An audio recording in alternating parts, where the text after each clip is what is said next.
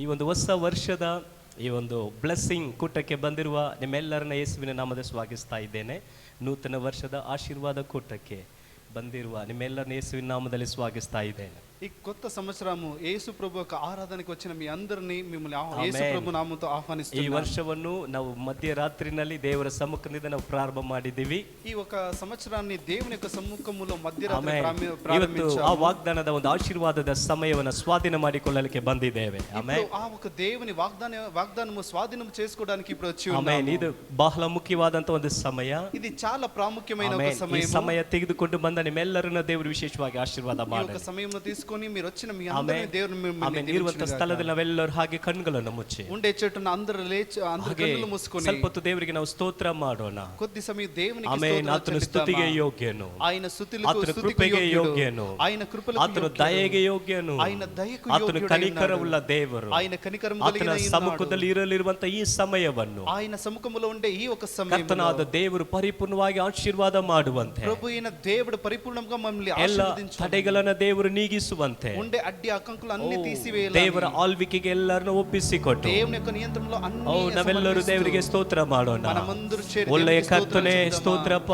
మంచి ప్రభువా, ಪರಿಶುದ್ಧನಾದ ಕರ್ತನೇ ಸ್ತೋತ್ರಪ್ಪ, పరిశుద్ధ ప్రభువా, ಕೃಪೆಯುಳ್ಳ ಕರ್ತನೇ ಸ್ತೋತ್ರ, కృపగలిగిన దేవా, ಎಲ್ಲ ಆಶೀರ್ವಾದಕ್ಕೆ ಮೂಲ ಕಾರಣನೇ ನಿಮಗೆ ಸ್ತೋತ್ರಪ್ಪ. అన్ని కార్యములకు మూల కారణమైన ನೀನು దేవా, ಒಳ್ಳೆಯ ದೇವರು ಸ್ವಾಮಿ. మంచి దేవుడు. 2024ನೇ ವರ್ಷವನ್ನ ಮುಗಿಸಿ 2024 సంవత్సరాన్ని ముగించి 2025ನೇ ವರ್ಷದಲ್ಲಿ ಬಂದಿರುವ ನಾವುಗಳು 2025 సంవత్సరంలో వచ్చిన ಈ ಒಂದು ಮೊದಲನೇ ದಿನದ ಈ ಸಂಜೆಯ ಸಮಯದಲ್ಲಿ ఈ మొదటి రోజు సాయంత్రం వేళ ನಿನ್ನ ಆಶೀರ್ವಾದಕ್ಕಾಗಿ ನಿನ್ನ ಸಮ್ಮುಖದಲ್ಲಿ ಬಂದಿದ್ದೇವೆ ఈ ಸ್ವಾಮಿ. యొక్క ఆశీర్వాదం కొరకు మీ యొక్క సన్నిధానానికి వచ్చి ఉన్నాము ಈ ప్రభువా. ಒಂದು ಪ್ರಾರ್ಥನೆ ಸಮಯವನ್ನ ఈ యొక్క ప్రార్థన సమయం ಕರ್ತನಾದ ದೇವರು ಆಳ್ವಿಕೆ ಮಾಡಿರಿ ಅಪ್ಪ. ప్రభువైన దేవ మీరు నియంత్రణ తీసుకోండి ಎಲ್ಲ ప్రభువా. ತಡೆಗಳನ್ನು ತೆಗೆದುಹಾಕಿರಿ ಸ್ವಾಮಿ. అన్ని అడ్డు ఆకంకులను ನಿನ್ನ తీసివేయండి. ಪ್ರಸನ್ನತೆ, నీ యొక్క ప్రసన్నత ಈ ಒಂದು ಆರಾಧನೆಯ ಪ್ರಾರಂಭದಿಂದ ಎಲ್ಲ ಭಾಗಗಳಲ್ಲಿ ಇರಲಿ ఈ ಸ್ವಾಮಿ. యొక్క ఆరాధన ప్రారంభం నుండి అన్ని భాగములో ಬಂದಿರುವ ఉండును. ಎಲ್ಲರನ್ನ ಆಶೀರ್ವಾದ ಮಾಡಿರಿ. వచ్చి ఉన్న వాళ్ళని అందరినీ మీరు ಬರಲಿರುವವರು ತಕ್ಕ ಸಮಯಕ್ಕೆ ಬರಲು ಸಹಾಯ వచ్చే ಮಾಡಿರಿ. వాళ్ళని తక్క సమయంలో సరైన సమయంలో రావడానికి ಸಂಪೂರ್ಣವಾಗಿ ನೀವು సహాయం చేయండి. ನಡೆಸಿಕೊಡಿರಿ ಸ್ವಾಮಿ. సంపూర్ణంగా మీ నియంత్రణలో మీరు ನಿನ್ನ నడిపించండి ಚಿತ್ತಕ್ಕೂ ప్రభువా. మీ యొక్క ನಿನ್ನ చిత్తానికి ಆಳ್ವಿಕೆಗೂ మీ యొక్క నడిపింపుకు ಸಕಲವನ್ನು ಒಪ್ಪಿಸಿಕೊಡುತ್ತೇವೆ. సకల కార్యములు ಯೇಸುವಿನ సమర్పిస్తున్నాము. ನಾಮದಲ್ಲಿ ಪ್ರಾರ್ಥಿಸ್ತೇವೆ. ಜೀವವುಳ್ಳ ಒಳ್ಳೆಯ యేసు నామములో ప్రార్థిస్తున్నాము, జీవము కలిగిన తండ్రి. ಆಮೆನ್. ದಯವಿಟ್ಟು ಕುಳಿತುಕೊಳ್ಳೋಣ. Please be seated. కూర్చోండి. ಆಮೆನ್. ಎಷ್ಟು ಜನ ದೇವರನ್ನ ಆರಾಧನೆ ಮಾಡಕ್ಕೆ ಸಿದ್ಧವಾಗಿದ್ದೀರಾ? ఎంతమంది దేవుని ఆరాధించడానికి ಆಮೆನ್. సిద్ధంగా ಎತ್ತನೆ ఉన్నారు? ದೇವನ ಆರಾಧಿಕ ಆಯತಮ ಇರುಕರೋಮ್. ಆಮೆನ್. ಎಷ್ಟು ಜನ దేవుని ಆರಾಧನೆ ಆಯತಮ ಇರುಕರೋಮ್. ಎಷ್ಟು ಜನ ದೇವರನ್ನ ಆರಾಧನೆ ಮಾಡಲಿಕ್ಕೆ ಆಮೆನ್. ಕರಗಳನ್ನು ಎತ್ತಿ ಸಿದ್ಧರಾಗಿದ್ದೀರಾ? ಹಾಲೆಲೂಯಾ. ಕೈಗಳನ್ನು ಮೇಲೆತ್ತಿ ಹಾಲೆಲೂಯಾ. ನಮ್ಮ ಆರಾಧನೆ ಟೀಮೋಡು ಕೂಡ ನಾವು ಸೇರ್ந்து ಕರ್ತரை ಆರಾಧನೆ ತಂಡದೊಟ್ಟಿಗೆ ಸೇರಿ ದೇವರನ್ನ ಆರಾಧನೆ ಮಾಡೋಣ. ಆಮೆನ್. ಹಲ್ಲೆಲೂಯಾ. ನಮ್ಮ ದೇವನು ಒಳ್ಳೆಯ ದೇವನಾಗಿದ್ದಾನೆ. ಆಮೆನ್. ವರ್ಷವನ್ನು ನಮಗೆ ಇನ್ನೊಂದು ವರ್ಷ ನಮ್ಮ ಮುಂದೆ ನಿಂತಿದೆ, ಕೂಡಿಸಿಕೊಟ್ಟಿದ್ದಾನೆ. ನಮ್ಮನ್ನು ಇದುವರೆಗೂ ನಡೆಸಿ ಬಂದಿದ್ದಾನೆ. ಈ ಸಮಯದಲ್ಲಿ ಕೂಡ ಒಂದು ತಮಿಳ್ ರಾಗವನ್ನು ಆಡೋಣ. புது வாழ்வு தந்தவரே, புது துவக்கம் தந்தவரே, மண்பாடலை பாடுவோம். புது வாழ்வை நமக்காக புது வருடத்தை கூடி தந்திருக்கிறார். நம்ம முன்பதாக ஒரு புது ஆசீர்வாதங்களை நமக்கு முன்பதாக வைத்திருக்கிறார். எல்லாரும் கரங்களை தட்டி உற்சாகமாய் பாடுவோம்.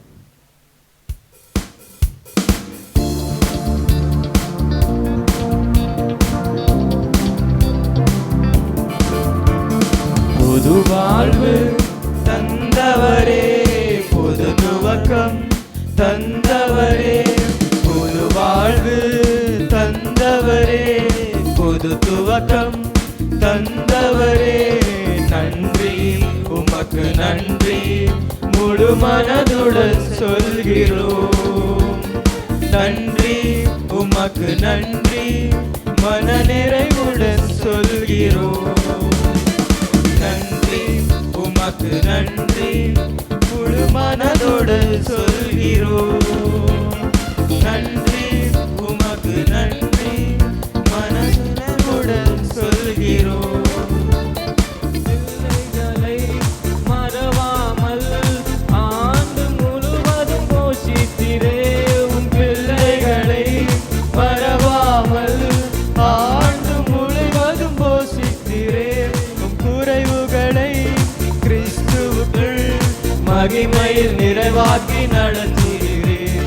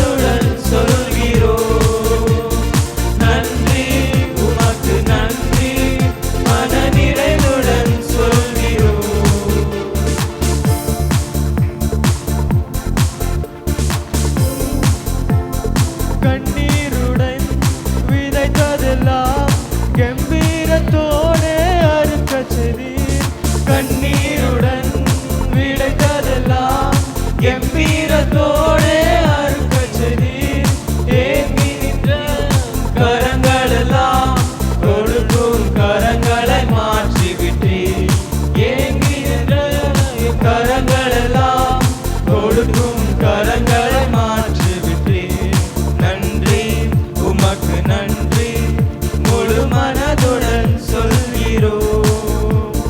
நன்றி உமக்கு நன்றி, மன நிறைவுடன் சொல்கிறோம்.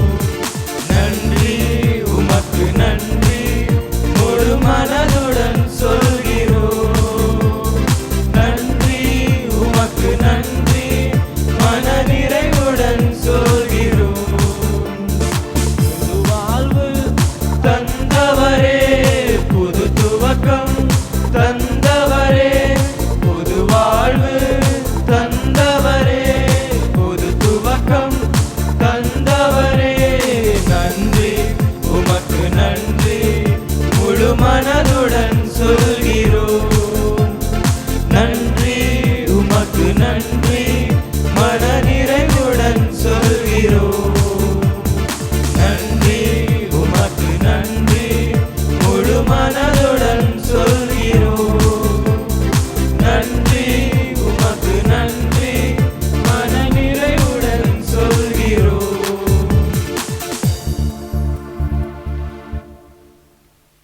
ಮಹಿಮೆಯ ಅರಸನೇ, ನಿನ್ನ ಆತ್ಮಾಧಿಕಾರಿಸುವೆ, ಪರಲೋಕ ರಾಜನೇ ನಿನ್ನ ನಿತ್ಯವೂ ಆರಾಧಿಸುವೆ ಮಾಡಲು. ಮಹಿಮೆಯ ಅರಸನೇ, ನಿನ್ನ ಆತ್ಮದಿ ಆರಾಧಿಸುವೆ, ಪರಲೋಕ ರಾಜನೇ ನಿನ್ನ ನಿತ್ಯವೂ ಆರಾಧಿಸುವೆ. ಮಹಿಮೆಯ ಆತ್ಮದಿ ಆರಾಧಿಸುವೆ, ಪರಲೋಕ ರಾಜನೇ ನಿನ್ನ ನಿತ್ಯವೂ ಆರಾಧಿಸುವೆ. ಯೇಸುವೇ ನಿನ್ನ ಸ್ತುತಿಸುವೆನು, ರಾಜನೇ ನಿನ್ನ ಆರಾಧಿಸುವೆನು. ಯೇಸುವೇ ನಿನ್ನ ಸ್ತುತಿಸುವೆನು, ರಾಜನೇ. ಮಹಿಮೆಯ ಅರಸನೇ, ನಿನ್ನ ಆತ್ಮದಿ ಆರಾಧಿಸುವೆ, ಪರಲೋಕ ರಾಜನೇ ನಿನ್ನ ನಿತ್ಯವೂ ಆರಾಧಿಸುವೆ.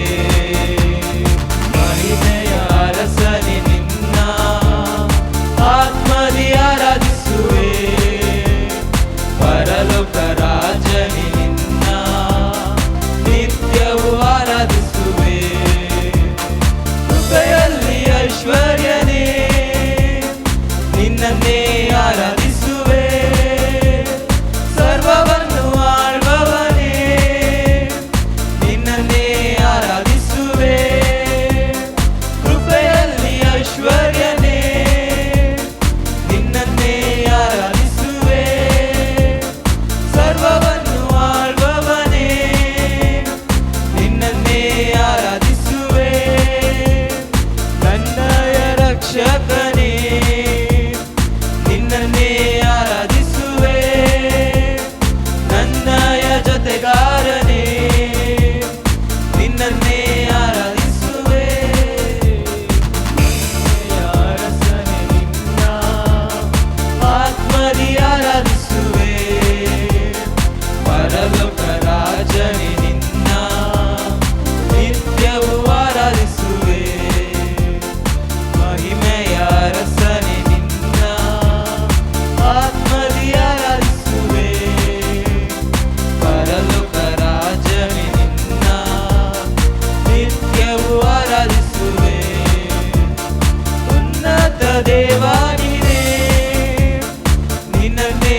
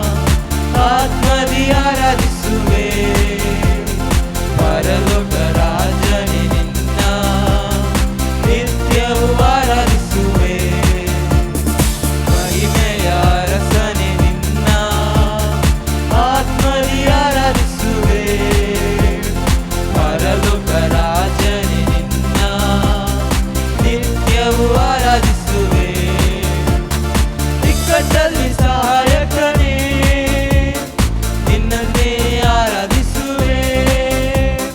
ಕಷ್ಟದಲ್ಲಿ ವಿಮೋಚಕನೇ, ನಿನ್ನನ್ನೇ ಆರಾಧಿಸುವೆ. ಇಕ್ಕಟ್ಟಲ್ಲಿ ಸಹಾಯಕನೇ, ನಿನ್ನನ್ನೇ ಆರಾಧಿಸುವೆ. ಕಷ್ಟದಲ್ಲಿ ವಿಮೋಚಕನೇ, ನಿನ್ನನ್ನೇ ಆರಾಧಿಸುವೆ. ನನ್ಬಾಳ ಜಯವು ನೀನೇ, ನಿನ್ನನ್ನೇ ಆರಾಧಿಸುವೆ. ನನ್ಬಾಳ ಬಲವು ನೀನೇ, ನಿನ್ನನ್ನೇ ಆರಾಧಿಸುವೆ. ಅರಸನೇ ನಿನ್ನ ಆತ್ಮದಿ ಆರಾಧಿಸುವೆ. ಪರಲೋಕ ರಾಜನೇ ನಿನ್ನ ನಿತ್ಯವೂ ಆರಾಧಿಸುವೆ. ಮಹಿಮೆಯ ಅರಸನೇ ನಿನ್ನ ಆತ್ಮದಿ ಆರಾಧಿಸುವೆ. ಪರಲೋಕ ರಾಜನೇ ನಿನ್ನ ನಿತ್ಯವೂ ಆರಾಧಿಸುವೆ.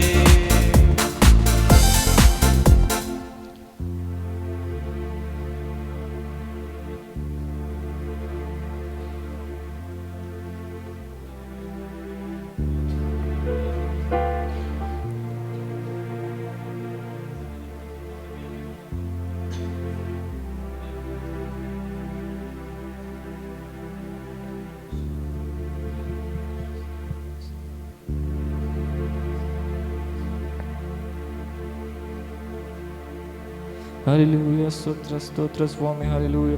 ಸಮಯದಲ್ಲಿ ಕೂಡ ಎಲ್ಲರೂ ಎದ್ದು ನಿಂತು ಆತನಿಗೆ ಕೃತಜ್ಞತೆ ಸಲ್ಲಿಸೋಣ.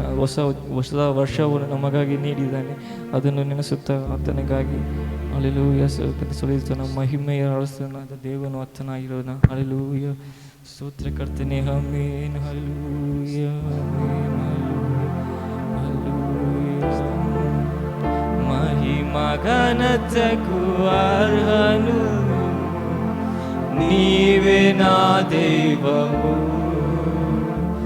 ಮಹಿಮಾ ಘನತೆಗೂ ಅರ್ಹುಡವು ನೀವೇ ನಾ ದೈವವು. ಸೃಷ್ಟಿಕರ್ತ ಮುತ್ತಿದಾತ, సృష్టికర్త ముక్తిదాత స్తుతులకు పాత్రుడా ఆరాధనా నీకే ఆరాధనా నీకే ఆరాధనా నీకే ఆరాధనా నీకే ఆరాధనా స్తుతి ఆరాధనా ఆరాధనా నీకే ఆరాధనా స్తుతి ఆరాధనా ఆరాధనా నీకే ఆరాధనా నీకే ఆరాధనా నీకే ఆరాధనా నీకే ఆరాధనా నీకే వందనాలు కురిపించినావు బంధనాన్ని నీవించినావు వందనాలు కురిపించినావు బంధన నుండి నీలించినావు యెహోవా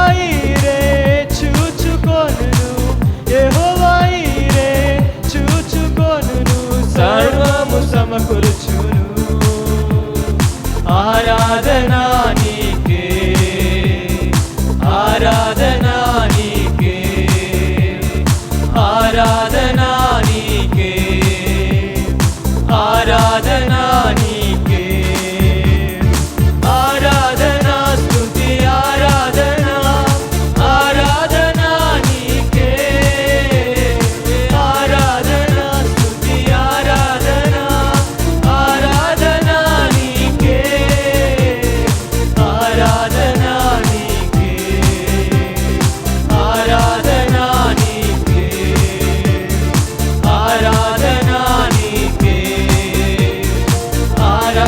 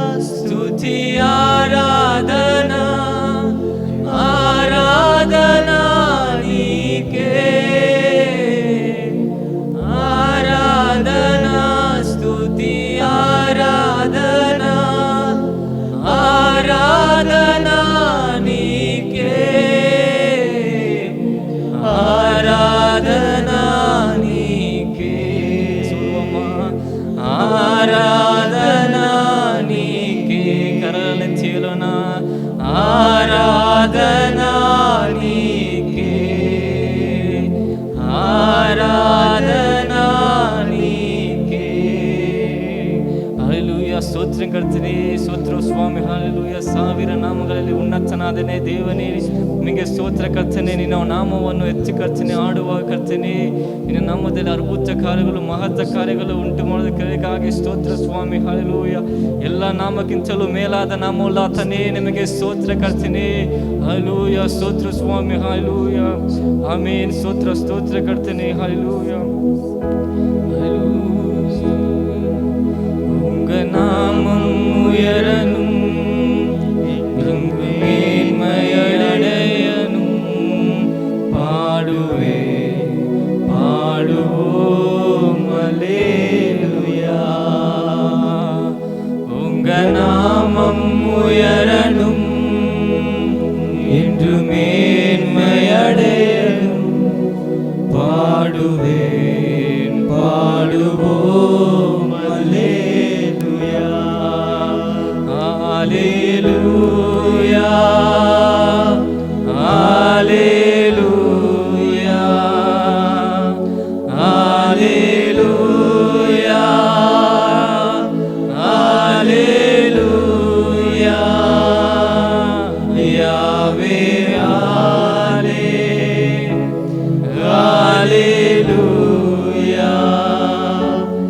Yahweh,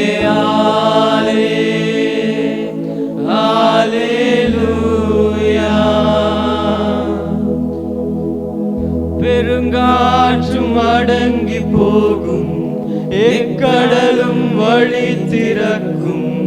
உங்க நாமம் உயர்த்தும் போது கண்மலையும் கரைந்து போகும். பெருங்காற்றும் அடங்கி போகும், எக்கடலும் வழி திறக்கும். உங்க நாமம் உயர்த்தும் போது கண்மலையும் கரைந்து போகும். இயேசுவே உம் நாமமே பெயரனும். அல்லேலூயா. இயேசுவே உம் நாமமே பெருகணும். அல்லேலூயா. உங்க நாமம் உயரணும், இங்கு மேன்மையடையணும். பாடுவே பாடுவோம் அல்லேலூயா. உங்க நாமம் உயரணும், இங்கு மேன்மையடையணும். பாடுவே பாடுவோம் அல்லேலூயா. சிங்கத்தின் கேபிலும் சீச்சுளை நடுவிலும் உங்க நாமம் உயர்த்தும் போது சேதங்கள் அணுகிடாது. சிங்கத்தின் கேபிலும் சீச்சுளை நடுவிலும் உங்க நாமம் உயர்த்தும் போது சேதங்கள் அணுகிடாது. இயேசுவே உம் நாமமே உயரணும். அல்லேலூயா. இயேசுவே உம் நாமமே பெயரணும். அல்லேலூயா. உங்க நாமம் உயரணும், இங்கு மேன்மையடையணும். பாடுவே பாடுவோம் அல்லேலூயா. உங்க நாமம் உயரணும், இங்கு மேன்மையடையணும். பாடுவே பாடுவோம் அல்லேலூயா.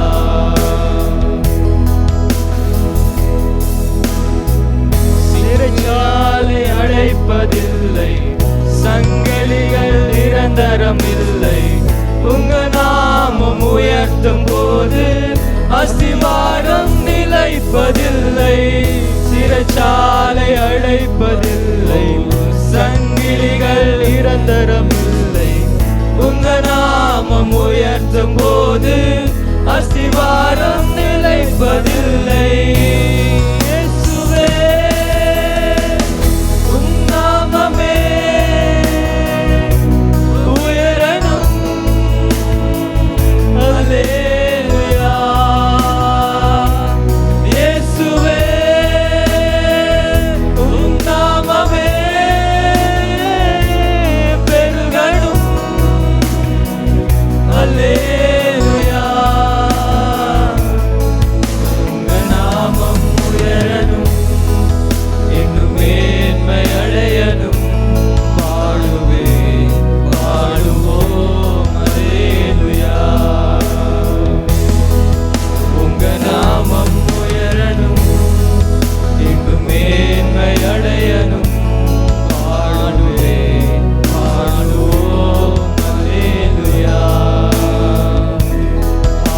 Hallelujah, hallelujah,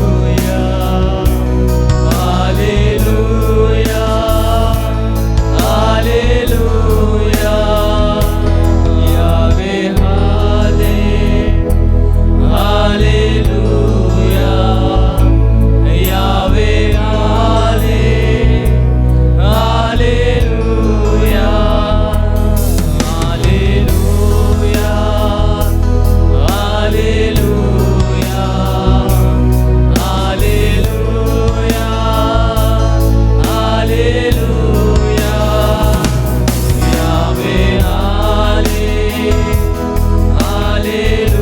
hallelujah, Yahweh, hallelujah, hallelujah. பெருங்காற்றும் அடங்கி போகும், எக்கடலும் வழி திறக்கும். உங்க நாமம் உயர்த்தும் போது கண்மலையும் கரைந்து போகும். பெருங்காற்றும் அடங்கி போகும், எக்கடலும் வழி திறக்கும். உங்க நாமம் உயர்த்தும் போது கண்மலையும் கரைந்து போகும். இயேசுவே உம் நாமமே உயரணும். அல்லேலூயா. இயேசுவே உம் நாமமே பெருகணும். அல்லேலூயா. Hallelujah, hallelujah, hallelujah, hallelujah. Yahweh, hallelujah, Yahweh,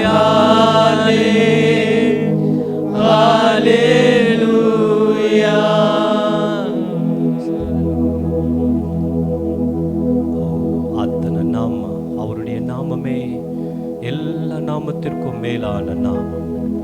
ಆತನ ನಾಮವೇ ಎಲ್ಲ ನಾಮಕ್ಕಿಂತ ಮೇಲಾದ ನಾಮ. ಆಮೇಲೆ ನಮ್ಮದೇ ವಲದು ಕರತೆ ಉಯರ್ತಿ ಹಾಗೆ ಎಲ್ಲರೂ ಬಲಗೈ ಮೇಲೆತ್ತಿ ಓರಿ ಹರ ಹಶಂದರ ಗಡಲರ ಬಲಗೈ ನೆತ್ತಿ ಹೇಳೋಣ. ದೇವರೇ, ಬಲಗೈನ ಮೇಲೆತ್ತಿ ಹೇಳೋಣ, ದೇವರೇ ನಿನ್ನ ನಾಮ ಮೇಲಾದ, ನಿನ್ನ ನಾಮ ಮೇಲಾದ ನಾಮ. నీ నామ పైన అయిన నామం. ఓ నిన్న నామ మేలాద నామ. నీ యొక్క నామము అధికమైన ఈ ವರ್ಷದ ಮೊದಲನೇ ದಿನದಲ್ಲಿ ఈ సంవత్సరం మొదటి ನಾವು రోజున ನಿನ್ನ ನಾಮವನ್ನು ಉದ್ಧರಿಸ್ತೇವೆ ಸ್ವಾಮಿ. మేము నీ నామమును ಇಡೀ ఉద్ధరిస్తున్నాము ಈ ವರ್ಷ ಪೂರ್ತಿಯಾಗಿ ఈ సంవత్సరం ಓ, సంపూర్ణముగా ನಮ್ಮನ್ನು ನಡೆಸು ದೇವರೇ. మమ్మల్ని నడిపించండి దేవా. ನಮ್ಮ ಕುಟುಂಬವನ್ನು ನಡೆಸಪ್ಪ. మా కుటుంబాన్ని నడిపించండి எங்களுடைய దేవా. குடும்பத்தை நடத்தும் ஆண்டவரே. మా ఒక కుటుంబాన్ని எங்கள் నడిపించండి దేవా. சபையை நடத்தும் ஆண்டவரே. మా ఒక సంఘాన్ని మీరు నడిపించండి. எங்கள் வாழ்க்கையை நீர் பொறுப்பெடுத்துக் கொள்ளும் அப்பா. మా ఒక జీవితంలో ఉండే మా ఒక எங்கள் எதிர்காலங்களை பொறுப்பெடுத்துக் మా கொள்ளும். ఒక భవిష్యత్తును మీరు మీ యొక్క చేతిలో తీసుకోండి దేవా. அப்படியே அவருக்கு முழுவதுமாய் ஒப்பு கொடுத்து అలాగే మమ్మల్ని సంపూర్ణంగా ఆయనకి సమర్పిస్తూ ತಂದೆಯಾದ ದೇವರೇ, తండ్రి అయిన దేవా, ಮಗನಾದ ಯೇಸುವಿನ ನಾಮದಲ್ಲಿ కుమారుడైన యేసు యొక్క నామము ನಿನಗೆ ಎಲ್ಲ ಘನತೆಯನ್ನು, మీకే అన్ని ఘనత, ನಿನಗೆಲ್ಲ ಮಹಿಮೆಯನ್ನು, మీకే అన్ని మహిమ, ನಿನಗೆಲ್ಲ ಸ್ತುತಿ ಸ್ತೋತ್ರಗಳನ್ನು మీకే అన్ని స్తుతి స్తోత్రాలను ಯೇಸುವಿನ ನಾಮದಲ್ಲಿ. యేసు నామములో ಆಮೆನ್. ಆಮೆನ್. ದಯವಿಟ್ಟು ಕುಳಿತುಕೊಳ್ಳೋಣ. దయచేసి కూర్చోండి. ಆಮೆನ್. ಈ ಒಂದು ವಾಗ್ದಾನದ ಆ ಒಂದು ಆಶೀರ್ವಾದದ ಕೂಟಕ್ಕೆ ಬಂದಿರುವ ನಿಮ್ಮೆಲ್ಲರನ್ನ ಯೇಸುವಿನ ನಾಮದಲ್ಲಿ ಸ್ವಾಗತಿಸ್ತಾ ಇದ್ದೇನೆ. ఈ యొక్క ఆశీర్వాద కూటానికి వచ్చిన మిమ్మల్ందరినీ యేసు నామములో ఆహ్వానిస్తున్నాను. ಆಮೆನ್. ಸ್ವಲ್ಪ ಹೊತ್ತಲ್ಲಿ ನಾವು ದೇವರ ವಾಗ್ದಾನದ ಸಂದೇಶವನ್ನು ಕೇಳಲಿದ್ದೀವಿ. కొద్ది సమయంలో దేవుని యొక్క వాగ్దాన యొక్క సందేశం ಸಂದೇಶ ಮುಗಿದ ಮೇಲೆ, వాగ్దాన సందేశం ముగిసిన తర్వాత ಕರ್ತನ ಮೇಜು ಇರುತ್ತದೆ, ప్రభు ఒక బల్లం ఉంటుంది. ಆಮೇಲೆ ನಮಗೆ ಪರ್ಸನಲ್ ವಾಗ್ದಾನ, ರಾತ್ರಿ ಪ್ರಾರ್ಥನೆಗೆ ಮಿಸ್ ಆದವರು ನೀವು ವೈಯಕ್ತಿಕ ವಾಗ್ದಾನವನ್ನ ತೆಗೆದುಕೊಳ್ಳುವಂತ కార్యం ఇరుತ್ತದೆ. రాత్రి జరిగిన వైಯಕ್ತಿಕ వాగ్దానం తీసుకున్న మిస్ అయిన వాళ్ళు ఇప్పుడు వైಯಕ್ತಿಕ వాగ్దానం తీసుకోవచ్చు. ಅದಕ್ಕೋಸ್ಕರ ನಾವು ಸಿದ್ಧತೆಯೊಟ್ಟಿಗೆ ಪ್ರಾರ್ಥನೆಯೊಟ್ಟಿಗೆ ಇರೋಣ. దాని కొరకై సిద్ధము చేసుకొని సిద్ధతో ప్రార్థనతో ಎಷ್ಟು ಜನ ಸಂತೋಷವಾಗಿ ಇದ್ದೀರಾ? ఎంతమంది సంతోషంగా ఉన్నారు? హల్లెలూయా. ఒక హల్లెలూయా. ದೇವರ ಪ್ರಸನ್ನತೆ, ಅದು ಸಂತೋಷ ತುಂಬಿದಂತ ಪ್ರಸನ್ನತೆ. దేవుని యొక్క ప్రసన్నత, అది సంతోషము నిండిన ఒక 2024ನೇ ವರ್ಷವನ್ನು ಮುಗಿಸಿ 2025ನೇ ವರ್ಷಕ್ಕೆ ಬಂದಿದ್ದೇವೆ. 2024 సంవత్సరాన్ని ముగించి 2025 సంవత్సరానికి వచ్చి ఉన్నాము. ಈ ಒಂದು ವರ್ಷ ನಮಗೆ ಹೊಸ ಚಾನ್ಸ್, ದ ನ್ಯೂ ಚಾನ್ಸ್. అయితే ఈ ఒక కొత్త సంవత్సరము కొత్త అవకాశమై ఉంటుంది. ಆಮೆನ್. ಈ ಒಂದು ನಮಗೆ ದೇವರು ಒಂದೊಂದು ವರ್ಷಗಳನ್ನ ಒಂದು ಹೊಸ ಒಂದು ಚಾನ್ಸ್ ಆಗಿ ಅವಕಾಶವಾಗಿ ನಮಗೆ ಕೊಡ್ತಾರೆ. అయితే దేవుడు ప్రతి ఒక్క సంవత్సరాన్ని మాకు ఒక అవకాశముగా మాకు ఇస్తున్నాడు. ನಾನು ಸಂದೇಶಕ್ಕೆ ಮುಂಚಿತವಾಗಿ ಕೆಲವು ಮುಖ್ಯವಾದಂತ ಒಂದು ಕಾರ್ಯ ನಿಮ್ಮ ಬಳಿಗೆ ಹಂಚಿಕೊಳ್ಳಲು ಬಯಸ್ತೇನೆ. వాక్యానికంటే కొంచెం ముందుగా ఒక కార్యాన్ని మీ దగ్గర పంచుకోబోతున్నాను. ವರ್ಷಗಳು ಬರುತ್ತದೆ ಹೋಗುತ್ತದೆ, సంవత్సరాలు వస్తాయి వెళ్తాయి. ಆಮೆನ್. ವರ್ಷಗಳು ಬರುತ್ತದೆ ಹೋಗ್ತದೆ, సంవత్సరాలు వస్తుంటాయి వెళ్తుంటాయి. ಬಟ್ ನಾವು ಆ ಒಂದು ವರ್ಷದಲ್ಲಿ అయితే మనము ఆ ఒక సంవత్సరంలో ತೆಗೆದುಕೊಳ್ಳುವಂತ ತೀರ್ಮಾನ, resolution is the very very important. మేము తీసుకునే అలాంటి తీర్మానము చాలా ప్రాముఖ్యమైనది. ಆಮೆನ್. ಒಬ್ಬ ದೇವ ಮನುಷ್ಯರು ಈಗ ಹೇಳ್ತಾರೆ, ఒక దేవ మనుషుడు దాసుడు ఇలాగ చెప్తాడు, ನಿಮ್ಮ ತೀರ್ಮಾನಗಳೇ ನಿಮ್ಮನ್ನು ರೂಪಿಸುತ್ತದೆ. మీరు తీసుకునే తీర్మానమే మిమ్మల్ని రూపిస్తుంది. ಅದು ಹೇಳಿದ ಸೇವಕರು ಯಾರಂದ್ರೆ ನಾನೇ. దాన్ని చెప్పిన సేవకులు ఎవరంటే పాస్టర్ గారే. ನಿಮ್ಮ ತೀರ್ಮಾನಗಳು ನಿಮ್ಮನ್ನು ರೂಪಿಸುತ್ತದೆ. మీరు తీసుకునే తీర్మానమే మిమ్మల్ని రూపిస్తుంది. 2025ನೇ ವರ್ಷ ಬಂದಿದೆ. 2025 సంవత్సరం వచ్చి ఉంది. ನ್ಯೂ ಚಾನ್ಸ್, ಹೊಸ ಒಂದು ಅವಕಾಶ ನಮಗೆ. ఇది కొత్త ఒక అవకాశమై ఉంటుంది. 2025ನೇ ವರ್ಷಕ್ಕೆ ಒಂದು ಟೈಮ್ ಫ್ರೇಮ್ ಇದೆ. There is a time frame. అయితే 2025 సంవత్సరానికి ఒక గడియార, ఒక సమయము అని ఉంటుంది.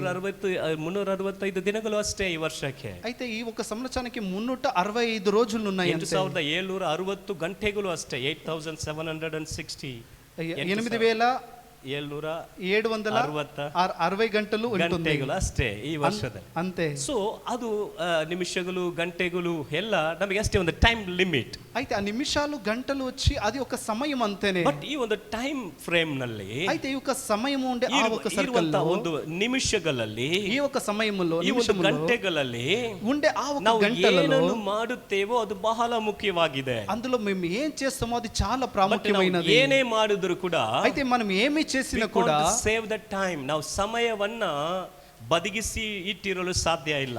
అయితే సమయాన్ని మేము చేతిలో పట్టుకోవడానికి, దాన్ని ఆపడానికి మా వల్ల కాదు. ಸಮಯವನ್ನ, మా ఒక సమయాన్ని ಪ್ರಯೋಜನವಾಗಿ ನಮಗೆ ಬಳಸಿಕೊಳ್ಳಬೇಕು, ಉಪಯೋಗಿಸಬೇಕಂದ್ರೆ, అది మాకి ప్రయోజనకరంగా ఉపయోగించాలంటే we have to take decision or resolution.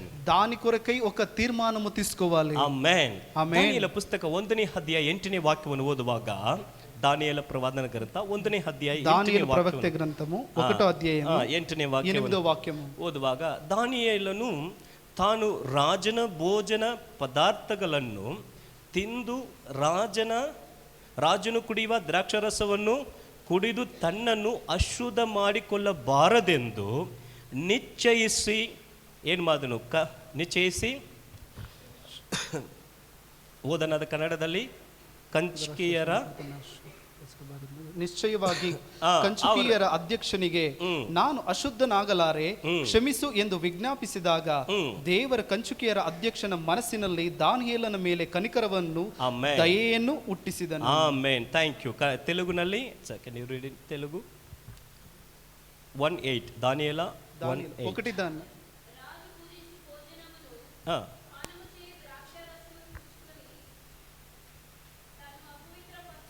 పరచుకొనకూడదని దానియేలు ఉద్దేశించి ఉమ్, తాను అపవిత్రుడు కాకుండానట్లు వాటిని పుచ్చుకొనకుండా సెలవిమ్మని నపుంసకుల అధిపతిని వేడుకొనగా ఉమ్. దేవుడు ஆமென் ஆமென். தானியேல் ராஜாவின் போஜனத்தினால் அவர் பானம் பண்ணும் திராட்சரசத்தினாலும் தன்னை தீட்டுப்படுத்தலாகாதென்று தன் இருதயத்தில் தீர்மானம் பண்ணிக்கொண்டு தன்னை தீட்டுப்படுத்தாதபடி பிரதானிகளும் தன்னிடத்தில் வேண்டிக் கொண்டான். அந்த பிரಧಾನಿ தலைವನು ಅವರಿಗೆ ಉದವಿ செய்தார் ಎಂದು ನಮ್ಮ ಪಾರ್ಕೊಂಡು దానియేలు ಇಲ್ಲಿ ಒಂದು ತೀರ್ಮಾನವನ್ನ ಮಾಡಿಕೊಳ್ತಾ ఒక తీర్మానాన్ని తీసుకుంటున్నాడు. ನಾವು ಅದರ ಡೀಪ್ ಆಗಿ ಹೋಗುವುದಿಲ್ಲ, దాన్ని చాలా డీప్గా వెళ్ళము. ಆತನು ಸ್ಟ್ರಾಂಗ್ ಆಗಿ ತೀರ್ಮಾನ ಮಾಡಿಕೊಂಡ. అయితే ఆయన దృఢముగా ఒక తీర్మానాన్ని తీసుకుంటున్నాడు. ಡಿಸಿಷನ್ ಅದು ఏం తీర్మానం అంటే బాబిలోన్ దేశ, బాబిలోన్ దేశములో ಅವರು ಇಸ್ರಾಯೇಲರು ಯಹೂದ್ಯರು, ఇశ్రాయేల్ అంటే ఆ యెహూద్యులు ರಾಜ ಕುಲಕ್ಕೆ ಸೇರಿದವರು, రాజు యొక్క వంశస్థులకి చేరిన వాళ్ళు ಅನ್ಯ ದೇಶದಲ್ಲಿ ಕರೆದುಕೊಂಡು ಬಂದಿದ್ದಾರೆ. వాళ్ళని అన్య దేశానికి చెరపట్టి పెట్టుకొని ಯಹೂದಿಯ వచ్చారు. ಪದ್ಧತಿಯ ಪ್ರಕಾರ ಅವರು ಒಂದು ವಿಗ್ರಹಗಳಿಗೆ ಇಡಲ್ಪಟ್ಟದನ್ನ ಅವರು ತಿನ್ನಬಾರದು. ದಟ್ಸ್ ಎ ಸಿನ್. ಅವರಿಗೆ ಒಂದು ಪಾಪ ಅದು. యెహూద్యుల ప్రకారముగా ఒక విగ్రహానికి పెట్టిన దాన్ని వాళ్ళు భుజించకూడదు, దాన్ని తీసుకోకూడదు. ಈಗ ಬಾಬಿಲೋನ್ పాపము. ಬಾಬಿಲೋನ್ ದೇಶದಲ್ಲಿ ಇರುವಂತವರು ಅವರ ನಾರ್ಮಲ್ ಆಗಿ ಅವರು ಪ್ರಾರಂಭ ಮಾಡುವಂತದೇ ಆ ಪೂಜೆ ಮಾಡಿನೇ ಅದನ್ನ ಪ್ರಾರಂಭ ಮಾಡ್ತಾರೆ. ಅದರಿಂದ ಅದು ಅವರಿಗೆ ಅಶುದ್ಧವಾಗುತ್ತದೆ. అయితే బాబిలోన్ దేశంలో ఉండే వాళ్ళు ఎలా అంటే ఒక విగ్రహానికి ఏదైనా ప్రారంభించినప్పుడు దాని ముందర పెట్టి పూజ చేసి ప్రారంభిస్తారు. ಈಗ ಇವರು అది అశుద్ధమైనది. ಈಗ ಇವರು ಬಂದಿರುವಂತದ್ದು ಗುಲಾಮರಾಗಿ ಅಥವಾ ಪ್ರೈಸನರ್ ಆಗಿ ಅವ್ರನ್ನ ಕರೆದುಕೊಂಡು ಬಂದಿದ್ದಾರೆ, ಸೆರೆ ಹಿಡಿದು ಕರೆತಂದಿದ್ದಾರೆ. అయితే వాళ్ళని బానిసలుగా వాళ్ళు చెరసాల పట్టుకొని వచ్చి ఉన్నారు. ಬಟ್ ಈ ಸನ್ನಿವೇಶದಲ್ಲಿ అయితే ఈ ఒక పరిస్థితిలో దానియేలును ತೀರ್ಮಾನ ಮಾಡಿಕೊಳ್ತಾನೆ. That is a decision. దానియేలు ఒక తీర్మానాన్ని తీసుకుంటున్నాడు. ಆಮೆನ್. ಅದನ್ನ ನಾವು NKJV ವರ್ಷನ್ ನಲ್ಲಿ ಓದುವಾಗ దాని ఇంకొక ఆంగ్ల భాషలో చూసేదైతే ಪರ್ಪಸ್ಡ್ ಎಂಬುದಾಗಿ ಆತನ ಅದು ಉದ್ದೇಶಿಸಿದನು ಎಂಬುದಾಗಿ ಬರ್ತಾ ಇದೆ. ఒక ఉద్దేశం అని అక్కడ ఉంటుంది. NLT ಟ್ರಾನ್ಸ್ಲೇಷನ್ ಓದುವಾಗ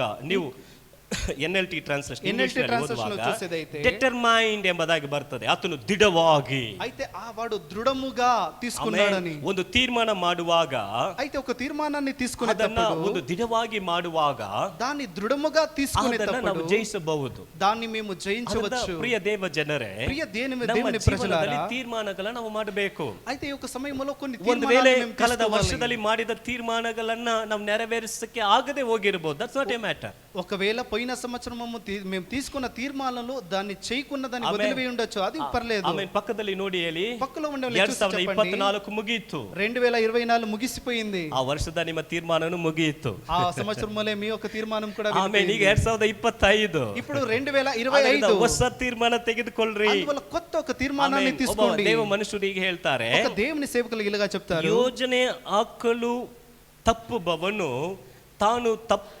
ಹೋಗುವುದಕ್ಕಾಗಿ ಯೋಜನೆ ಹಾಕ್ತಾನೆ. అయితే ఒకడు యోచన వేసేది ఏంటంటే వాడు తప్పిపోయడానికి యోజన వేస్తాడు. ஆமென். திட்டமிட தவறுகிறவன் தவறு செய்ய திட்டமிடுதலுக்கு ஒப்பாய் இருக்கிறது. அவன் வந்து தவறி விழுவதற்கான ஒரு வாய்ப்பு இருக்கிறது என்று சொல்லி அர்த்தம். ఒకడు యోచన చేసేదైతే వాడు తప్పిపోవడానికి యోచన చేస్తున్నాడు. ನಾವು ಪ್ಲಾನ್ ಮಾಡಿಲ್ಲ ಅಂದ್ರೆ ನಾವು ಅದನ್ನ ಮಾಡಕ್ಕಾಗಲ್ಲ. అయితే మేము దాన్ని యోచించకుండా ప్లాన్ చేయకుండా ఉంటే దాన్ని ವರ್ಷ చేయడానికి ಪ್ರಾರಂಭ కాదు. ಮಾಡಿದ ತಕ್ಷಣ ನಮ್ಮ ಮನಸ್ಸಲ್ಲಿ ಅದು ಇದೆಲ್ಲ ತೀರ್ಮಾನಗಳು ನಾವು ಮಾಡ್ಕೊಳ್ತೇವೆ. అయితే సంవత్సరం ప్రారంభంలో మేము ఆ ఒక తీర్మానం ఈ ఒక తీర్మానం అనేక కార్యములు చేస్తాము. ಮಧ್ಯದಲ್ಲಿ ಅಟ್ಲೀಸ್ಟ್ ನಾವು ಸ್ವಲ್ಪ ದಿನ ಆದ್ರೂ ಅದನ್ನ ಮುಂದುವರೆದು ಹೋಗ್ತೇವೆ. అయితే మధ్యలో కొన్ని రోజులైనా దాన్ని పట్టుకొని మేము వెళ్తాము. ಪ್ಲಾನೇ ಮಾಡಿಲ್ಲ ಅಂದ್ರೆ ಅದನ್ನು ಕೂಡ ನಾವು ಮಾಡೋದಿಲ್ಲ. అయితే దాన్ని మేము యోచన కూడా చేయలేదంటే దాన్ని కూడా చేయకుండా పోతాము. ತೀರ್ಮಾನದಲ್ಲಿ ಬಲ ಇದೆ. there is a power in our decisions. అంటే మేము తీర్మానం తీసుకునే దాంట్లో బలం ఉంటుంది, శక్తి కలిగి ఉంటుంది. ನಮ್ಮ ಆತ್ಮಿಕ ಜೀವನಕ್ಕೆ ನಾವು ತೀರ್ಮಾನ ತೆಗೆದುಕೊಂಡಿಲ್ಲ ಅಂದ್ರೆ ಮುಂದೆ ಹೋಗಲು ಸಾಧ್ಯ ಇಲ್ಲ. ఆత్మిక జీవితంలో వచ్చి ఒక తీర్మానాన్ని తీసుకోలేదంటే ముందుకు వెళ్ళడానికి సాధ్యం కాదు. ಕುಟುಂಬಕ್ಕೆ ನಮ್ಮ ಒಂದು ವೈಯಕ್ತಿಕ ಜೀವನಕ್ಕೆ ನಾವು ತೀರ್ಮಾನ ತೆಗೆದುಕೊಂಡಿಲ್ಲ ಅಂದ್ರೆ ಮುಂದೆ ಹೋಗಲು ಸಾಧ್ಯ ಇಲ್ಲ. ಕುಟುಂಬಾనికి ವೈಯಕ್ತಿಕ జీవితానికి మేము తీర్మానం తీసుకోలేదంటే ముందుకు వెళ్ళడానికి సాధ్యము కాదు. ತೀರ್ಮಾನವನ್ನು ತೆಗೆದುಕೊಳ್ಳಬೇಕು. మేము ఒక తీర్మానాన్ని తీసుకోవాలి. ಸ್ವಲ್ಪ ಕೆಲವು ಟಿಪ್ಸ್ ಗಳನ್ನು ಹೇಳ್ತೇನೆ, 5 ನಿಮಿಷದಲ್ಲಿ ಟಿಪ್ಸ್ ಗಳನ್ನು కొన్ని టిప్స్ మీకు చెప్పబోతున్నాము.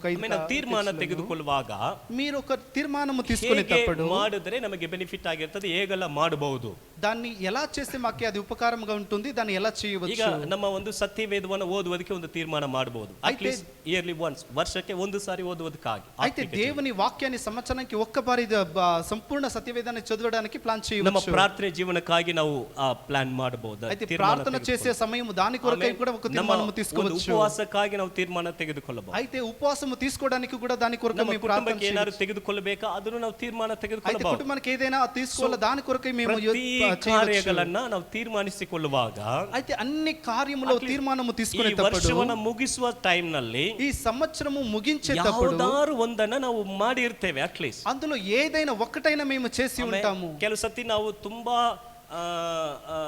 ಉತ್ತೇಜನವಾಗಿ ಕೂಡ ಎಕ್ಸೈಟ್ ಆಗಿ ಕೂಡ ನಾವು ತೀರ್ಮಾನಗಳು ತೆಗೆದುಕೊಳ್ಳಬಾರದು. అయితే మేము చాలా ఉత్సాహభరితంగా ఉండేటప్పుడు ఉత్తేజంతో ఏ ఒక్క తీర్మానం కూడా తీసుకోకూడదు. ಕೆಲವರೆಲ್ಲ ಈ ವರ್ಷದಲ್ಲಿ ನಾನು 5 ಸಾರಿ ಬೈಬಲ್ ಮುಗಿಸ್ಬಿಡ್ತೇನೆ, ಒಂದು ಸಾರಿ ಓದೋದೇ ಕಷ್ಟ.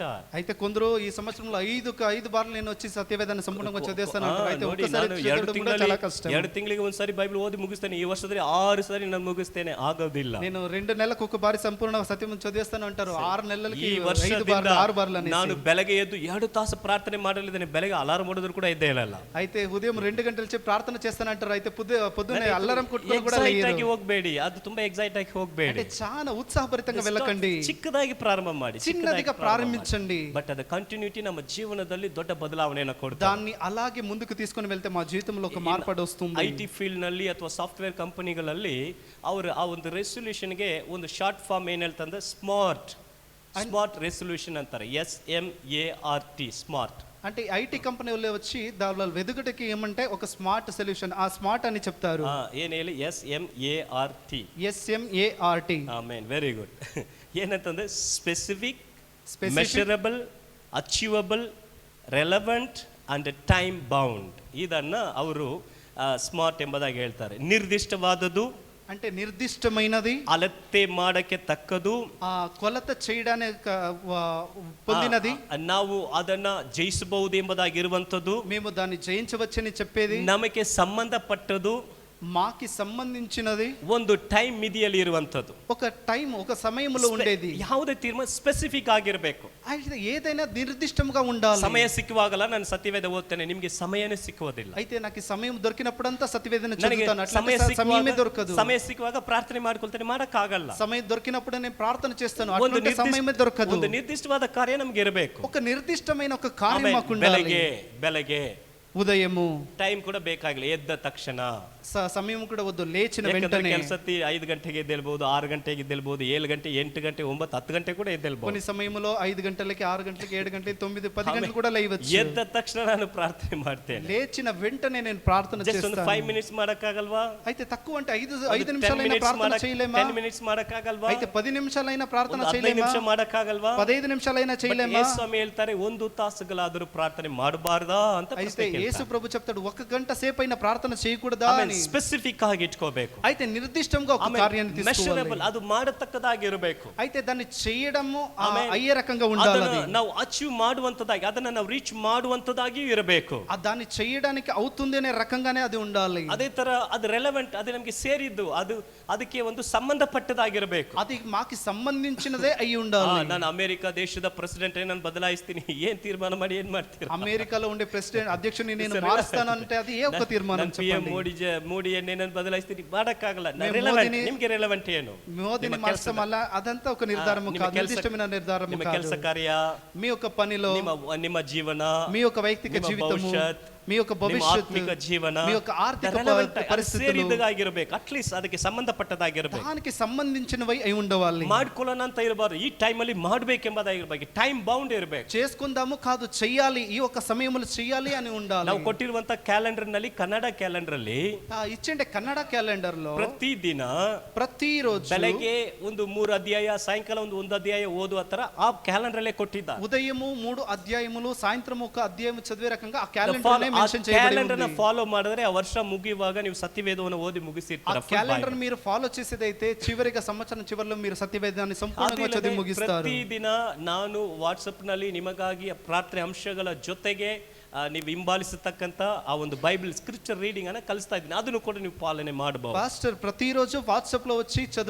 చదవాల్సిన వాక్యము, తర్వాత ఆ ఒక రోజుకి అవసరమైన ప్రార్థన అంశాలు కూడా పంపిస్తాను, దాన్ని కూడా మీరు తీసుకోవచ్చు. ಹಾಗೆ ನೀವು ಮಾಡಬಹುದು. ఆ రకంగా కూడా మీరు చేయవచ్చు. ತೀರ್ಮಾನ ಮಾಡಿಕೊಂಡಾಗ ఈ ఒక తీర్మానం ಮುಖ್ಯ ಕೊಡಿ, ಅದಕ್ಕೆ ಮುಖ್ಯತ್ವ ಕೊಡಬೇಕು. మీరు తీర్మానము తీసుకుంటే దానికి ప్రాముఖ్యత ఇవ్వండి. ಆಮೇಲೆ ನೋಡ್ಕೊಳ್ಳೋಣ ಅಂದ್ರೆ ಯಾವುದು తర్వాత చూసుకుందాం అంటే ఏది కూడా జరగదు. ಅದಕ್ಕೆ ನೀವು ನೀವು ಸಮಯ ಕೊಡಬೇಕು. దాని కొరకు మీరు సమయాన్ని ಅದೇ నిగదించాలి. ರೀತಿನಲ್ಲಿ అదే ಯಾರು ప్రకారంగా ಒಬ್ಬರನ್ನ ಅದನ್ನ ಕೇಳುವುದಕ್ಕಾಗಿ ಒಬ್ಬ ಲೀಡರ್ ಆಗಿ ಇಟ್ಕೋಬೇಕು. దాన్ని అడగడానికి ఎవరైనా నాయకులుగా పెట్టుకోవాలి. ಈಗ ಯಾರ ಹತ್ರ ನೋಡುವಾಗ ನೀನ್ ಬೈಬಲ್ ಓದಿದ್ಯಾ ಪ್ರಾರ್ಥನೆ ಮಾಡಿದ ಕೇಳಿದ ತಕ್ಷಣ ಅವನ್ನ ಅವಾಯ್ಡ್ ಮಾಡಿ ಓಡೋಗ್ಬಿಡ್ತಾರಪ್ಪ, ಇವ್ರು ನೋಡಿದ್ರೆ అయితే ಪ್ರಾರ್ಥನೆ ఎవరైనా నువ్వు బైబిల్ చదివా ప్రార్థన చేసావంటే వాళ్ళని అక్కడే పెట్టేసి వేరే తొక్కు ಬಟ್ వెళ్ళిపోతాం. ನಮಗೆ ಆ ತರ ಒಬ್ಬರು ನಾವು ಇಟ್ಕೋಬೇಕು. అయితే అదే ప్రకారం మా కొరకే ಯಾರು ಒಬ್ಬರನ್ನ ಹಿಡಿದು ಅವ್ರಿಗೆ ಹೇಳಿ, ನಾನು ನೋಡುವಾಗಲೇ ಕೇಳಿ ಬೈಬಲ್ ಓದಿದಾ ಪ್ರಾರ್ಥನೆ ಮಾಡಿದಾ ಅಂತ ನೀವು ಕೇಳಿ ಅಂತ ಯಾರನ್ನ ಒಬ್ಬರಿಗೆ ಹೇಳಿ ಇಚ್ಚಿರಿ. మీరు ఎవరికైనా చెప్పి పెట్టండి, నేను నన్ను చూసినప్పుడంతా బైబిల్ చదివావా ప్రార్థన చేసావని అడగండి అని చెప్పి పెట్టండి. ಅಟ್ಲೀಸ್ಟ್ ನಮಗೆ ಒಂದು ನೆನಪು ಬರ್ತದೆ. అప్పుడు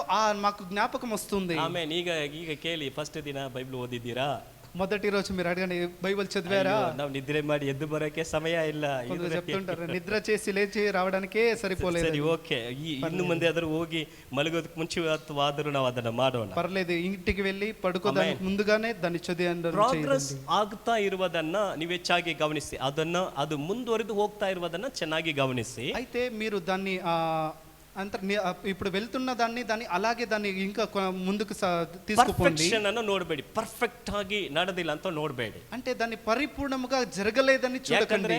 ನಾವು ಯಾವುದನ್ನ ಪರ್ಫೆಕ್ಟ್ ಆಗಿ ಮಾಡಕ್ ಆಗಲ್ಲ. ఎందుకంటే మేము ఏ దాన్ని కూడా పరిపూర్ణంగా చేయడానికి కాదు. ಹೋಗ್ತಾ ಇದೆಯಲ್ಲ ಅದನ್ನ ನೋಡ್ಬೇಕು. అయితే వెళ్తుంది కదా దాన్ని చూడాలి. ಪ್ರತಿದಿನ ಅದು ಕಂಟಿನ್ಯೂ ಹೋಗ್ತಾ ಇದೆಯಾ ಅದು ప్రతిరోజు అది విడవకుండా వెళ్తుందా దాన్ని చూడాలి. ತುಂಬಾ ಕಾರ್ಯಗಳು ಹಂಗೆ ಹೇಳ್ತಾನೆ ಹೋಗಬಹುದು. ఈ ప్రకారంగా అనేక కార్యములు చెప్పవచ్చు. ಸಮಯ ಸಾಕಾಗುವುದಿಲ್ಲ. అయితే సమయము లేదు. ఈ ವರ್ಷದಲ್ಲಿ ನೀವು ತೀರ್ಮಾನ ಮಾಡಿಕೊಂಡಿಲ್ಲ ಅಂದ್ರೆ, అయితే ఈ ఒక సంవత్సరము మీరు తీర్మానము తీసుకోలేదంటే ಮುಗಿದು ಹೋಗ್ತದೆ. ఈ వర్షం కూడా ಇದೇ 2025 ಡಿಸೆಂಬರ್ 31ನೇ ತಾರೀಕಿಗೆ ನಾವು ಸೇರಿ ಬರ್ತೇವೆ.